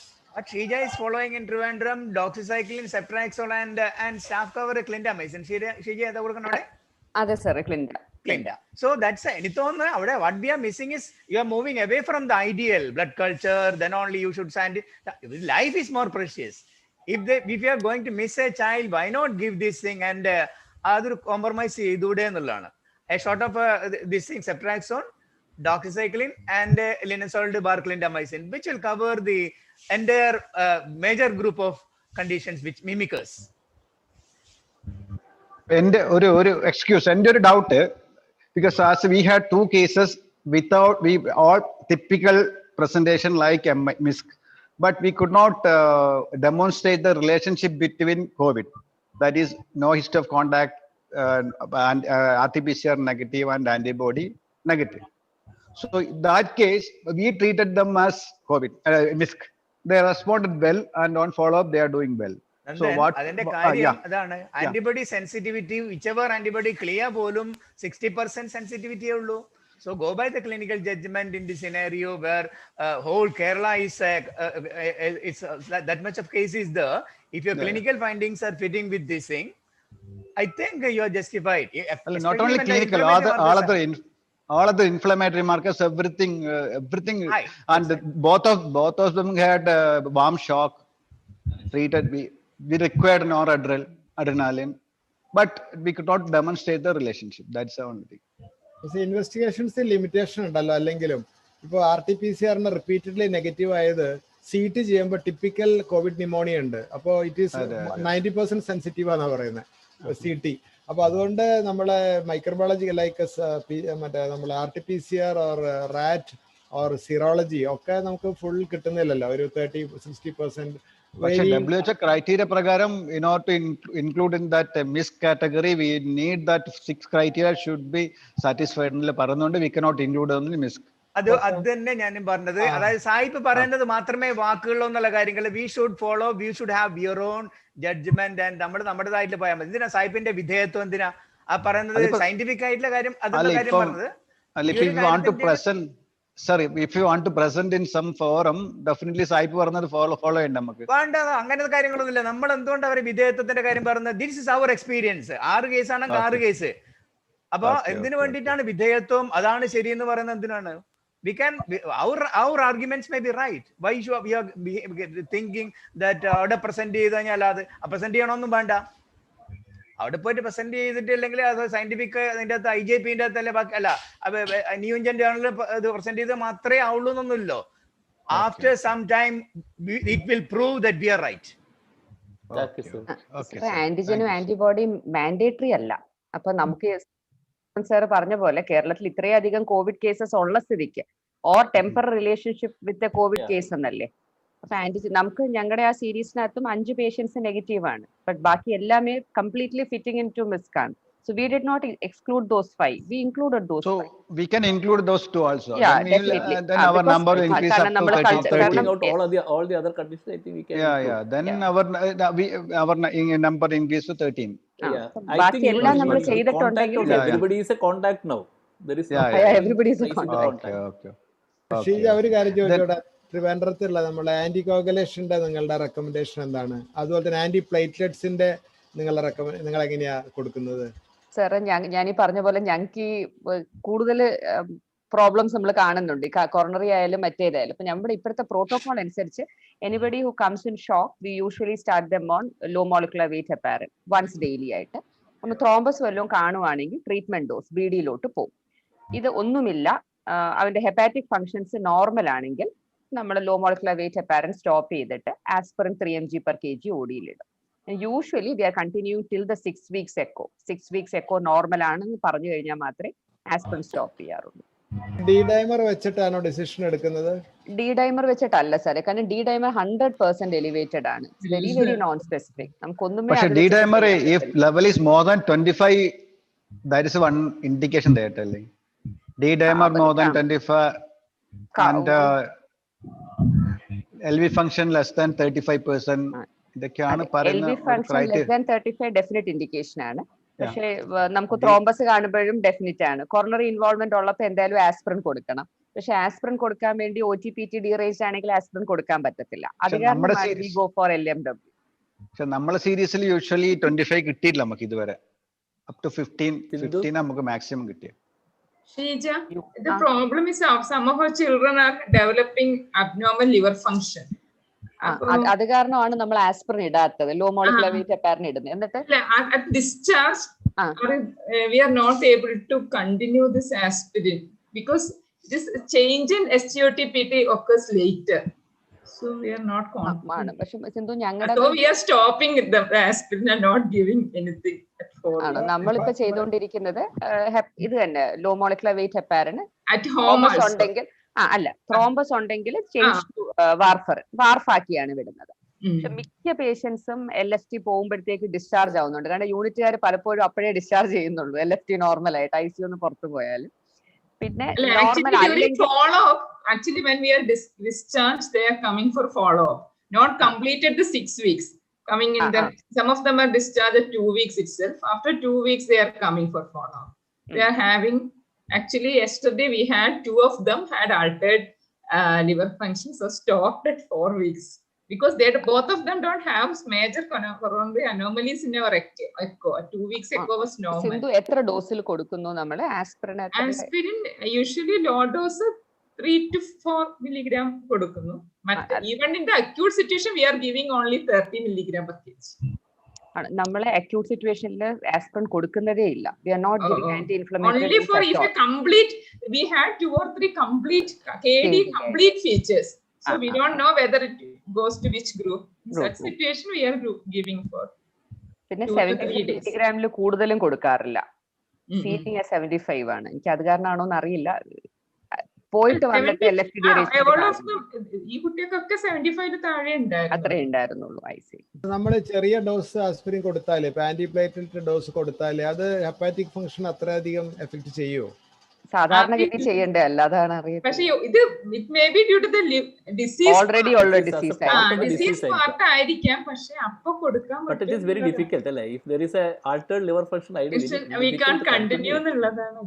പണ്ട് നമുക്കൊരു കവാസാക്കി ഡിസീസ് ഉണ്ടായിരുന്നു, വളരെ റയർ പ്രസന്റേഷൻ ഓഫ് കോളിസ്റ്റേസ് ആയിട്ട് വന്നു, FCPT ഒക്കെ വളരെ ഹൈ ആയിരുന്നു. അപ്പൊ നമ്മള് പക്ഷെ IBG കൊടുത്തെങ്കിലും അതിന്റെ ഫീവറും ഇൻഫ്ലമേറ്ററി മാർക്കേഴ്സും കൂടിയിരുന്നു. അപ്പോൾ നമ്മള് റിയാസ് സാറായിട്ട് ഒന്ന് ഡിസ്കസ് ചെയ്തിട്ട് ഒരു lower side dose 50 milligram per kg aspirin നമ്മൾ 10 മണി വരെ ടൈം പറഞ്ഞിട്ടുണ്ട്. പ്രോബ്ലം ഉണ്ടായില്ലായിരുന്നു. അങ്ങനത്തെ ഒരു അനുഭവം ഉണ്ടായിരുന്നു. ഒരു കാര്യം വിജയമാറ, എനിക്ക് തോന്നുന്നു നമുക്ക് രണ്ടും വേണം. MISC and critical group of സിറ്റുവേഷൻസിന്റെ on the follow up what is happening, what all findings which you consider now is the prototype changes and clarity വരുന്നത് കാര്യങ്ങൾ ഇതിൻ്റെ അകത്തെല്ലാം. ഇപ്പൊ dermatological manifestation criterias, is there any perianal thing, what about the periinguinal സാധനങ്ങൾ, pigmentation ആണോ, ചില കാര്യങ്ങളൊക്കെ അതിൻ്റെ ഒക്കെ ഒരു ക്ലാരിറ്റി വരാനുള്ള ഒരു follow up will be done by the experts in the higher level hospital, tertiary level hospital which you are managing. രണ്ടാമത്തെ ഒരു ആസ്പെക്റ്റും കൂടി നമ്മൾ ആലോചിക്കേണ്ട കാര്യമുണ്ട്. കോവിഡ് സിനാരിയോന്റെ അകത്ത് follow up of all the newborns at present born to the COVID positive mothers. അത് നമുക്ക് വിചാരിച്ചിരിക്കുന്നത് നമ്മൾ taken for granted that they are all normal. I think they may not be normal. So importance is to be given to the development part. അത് peripheral പീഡിയാട്രീഷ്യൻസിന്റെ insist ചെയ്തിട്ട് IAP should have a policy. ഇനി വരുന്ന may be വിജയകുമാറിന്റെ പീരീഡിലുള്ള 2022 end വരെയുള്ള brain growth development ആവുന്ന വരെയുള്ള period 2 yearsന്റെ ആ growth development ആ സാധനങ്ങളുടെ monitoring should be meticulous and keep this point in mind. അതും കൂടി ഇമ്പോർട്ടന്റ് ഉണ്ട്. I think after prolonged follow-up may give lot of answers to all these questions. We don't know actually how long we have to give aspirin. A lot of things are to be studied again. I think, shall we wind up, sir? അതിന്റെ ചെയ്യാന്ന് എനിക്ക് തോന്നുന്നു. കാരണം നമ്മളിങ്ങനെ നിന്ന് കഴിഞ്ഞാൽ ചിലപ്പോ ഇങ്ങനെ നമ്മൾ ഈ ആവേശം കൊണ്ട് ഉണ്ടല്ലോ, ഞാനിങ്ങനെ പറഞ്ഞു ഞാൻ നിർത്തൂല, ചിലപ്പം ആവേശം കൊണ്ട് സമയം മുഴുവൻ ഞാൻ എടുക്കും. അപ്പൊ പിന്നെ അതുകൊണ്ട് സോറി, ഞാൻ കുറച്ച് കൂടുതൽ സമയം എടുത്തു അടക്കൊക്കെ എന്നുള്ള കാര്യം. ഇല്ല sir, it was A wonderful discussion actually, because the subject actually we are seeing lot of case, we are facing lot of problems and we are yet to learn lot of things. So sir, അതുപോലെ IVIG വലിയ കുട്ടിയേക്ക് അത് നമ്മളിപ്പോ ഒരു നമുക്കൊരു ഇതില്ലെങ്കിലും whether they develop some complication later നമ്മൾ കൊടുത്തിട്ടില്ലെങ്കിൽ issue വരുമോ? അത് പക്ഷെ എനിക്ക് തോന്നുന്നത് ഷീജ, എനിക്ക് തോന്നുന്നത് ആ ഇനീഷ്യലിന്റെ ഡ്രമാറ്റിക് റെസ്പോൺസ് ഉണ്ടെങ്കിൽ IVIG is not going to change the final outcome. നമ്മളിപ്പം എൻഡ് റിസൾട്ടിൻ്റെത് നമുക്കിപ്പോ അത് തന്നെ ഞാനും പറഞ്ഞത്, കവാസാക്കിന്റെ ഫോളോ അപ്പിന്റെ അകത്താണ് ആഫ്റ്റർ 30 years ഓഫ് ഫോളോ അപ്പില് there were more and more cases of MI മറ്റേ മറിച്ചൊക്കെ പറഞ്ഞ പോലെ may be after the follow up of അടുത്ത generation of paediatrician will be seeing the younger consequence of this thing in any of the maybe coronary, maybe the other things, അതൊക്കെ ഉണ്ടാവാൻ പോകുന്ന കാര്യം. അപ്പൊ ഈ കേസിന്റെ അകത്ത് IVIG കൊടുത്ത ആൾക്കാർക്കും കൊടുക്കാത്ത ആൾക്കാർക്കും ഡിഫറൻസ് ഇൻ ദ അൾട്ടിമേറ്റ് സെക്യുലേ കവാസാക്കിന്റെ അകത്തും ഇല്ലെന്നാണ് എനിക്ക് തോന്നുന്നത്.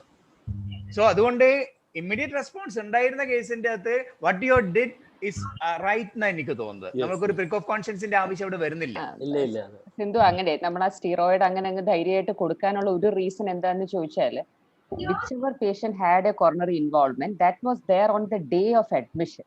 നമ്മൾ IVIG കവാസാക്കിയിൽ കൊടുക്കുന്നത് കൊറോണറി ഇൻവോൾവ്മെന്റ് വരാതിരിക്കുക എന്ന് പറഞ്ഞുകൊണ്ടാണ്. പക്ഷെ മിസ്കിലെ കുട്ടികൾക്ക് ആർക്കൊക്കെ കൊറോണറി ഇൻവോൾവ്മെന്റ് ഉണ്ടോ, echo has been done within 24 hours of admission and all of them have had that. അപ്പൊ അവിടെ ഒരു പ്രിവെന്റീവ് റോൾ ഇല്ല, സാധനം ഓൾറെഡി ഉണ്ട്. ഇനി അത് വേഴ്സൺ ചെയ്യുവോ ഇംപ്രൂവ് ചെയ്യുവോ എന്നുള്ളതേ ഉള്ളൂ. ഇപ്പൊ പുരുഷോത്തമൻ സാർ പറഞ്ഞ പോലെ ഡ്രഗിന് inflammation കുറയുന്നുണ്ടെങ്കിൽ it should be responding നമുക്ക് വിചാരിക്കാം. പക്ഷെ ലോങ് ടേം ഫോളോ അപ്പേ പറയാൻ പറ്റുള്ളൂ. 2 weeks ഫോളോ അപ്പിൽ രണ്ട് ഗ്രൂപ്പും തമ്മിൽ വ്യത്യാസമില്ല.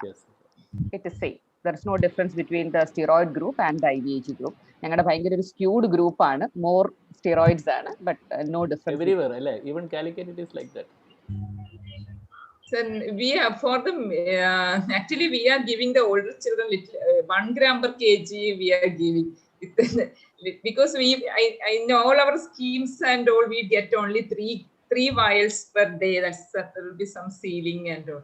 So we are. എനിക്ക് തോന്നുന്നത് ഷീജന്റെ പറഞ്ഞ പോളിസിയോടെ എനിക്ക് കാരണം എന്നെ resource four setting like hours just because അതുവഴി കിട്ടും എന്നെല്ലാം പറഞ്ഞിട്ട് കൊടുക്കണ്ട. V should have policy. ഈ പറഞ്ഞ ഒരു cut off age cut off have a policy which is very easy to follow. അപ്പൊ ഒരു 6 ഇയേഴ്സിന്റെ cut off may be we have to redefine. But ഒരു മിസ്കിന്റെ നമ്മുടെ സ്റ്റേറ്റ് ഗൈഡ് ലൈൻ ഷീജ് ഒക്കെ ആയിരിക്കുമല്ലോ, അതിൽ നമ്മൾ എന്ത് തോന്നും. So we will follow the state guidelines. We can if even not modify responding, that. give IVIG. Yeah. We can give steroid and not respond. That's right. And we can even publish in our companion. I think next time. I think.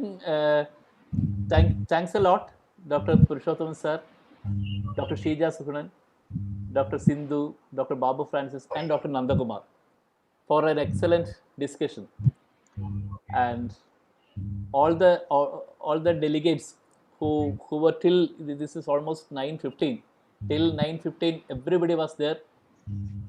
And at this outset, I'll thank Dr. Joshi sir and Malappuram team for organizing such a useful program as a part of your inaugural function. Thank you. I think, shall I wind up, sir? Yes, sir. Thanks Thank a lot you. for.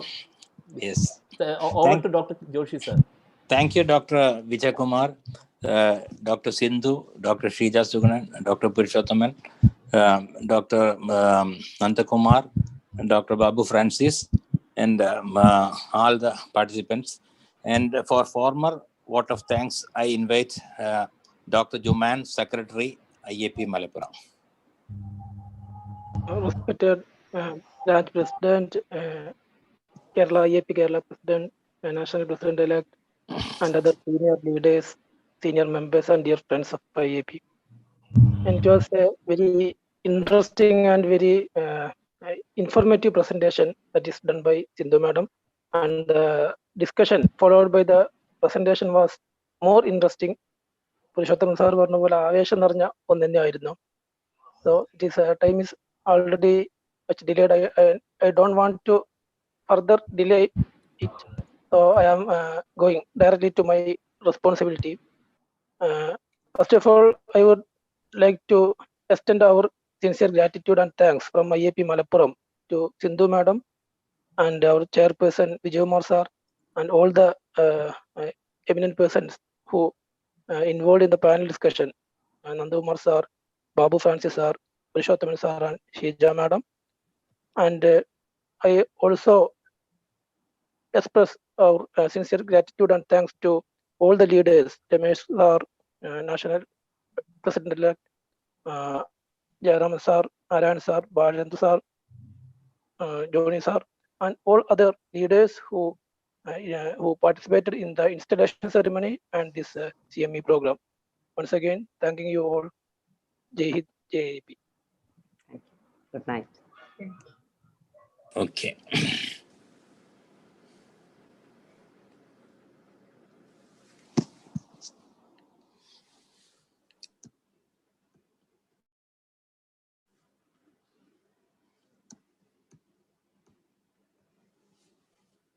Meeting end ചെയ്യാലോ അല്ലേ?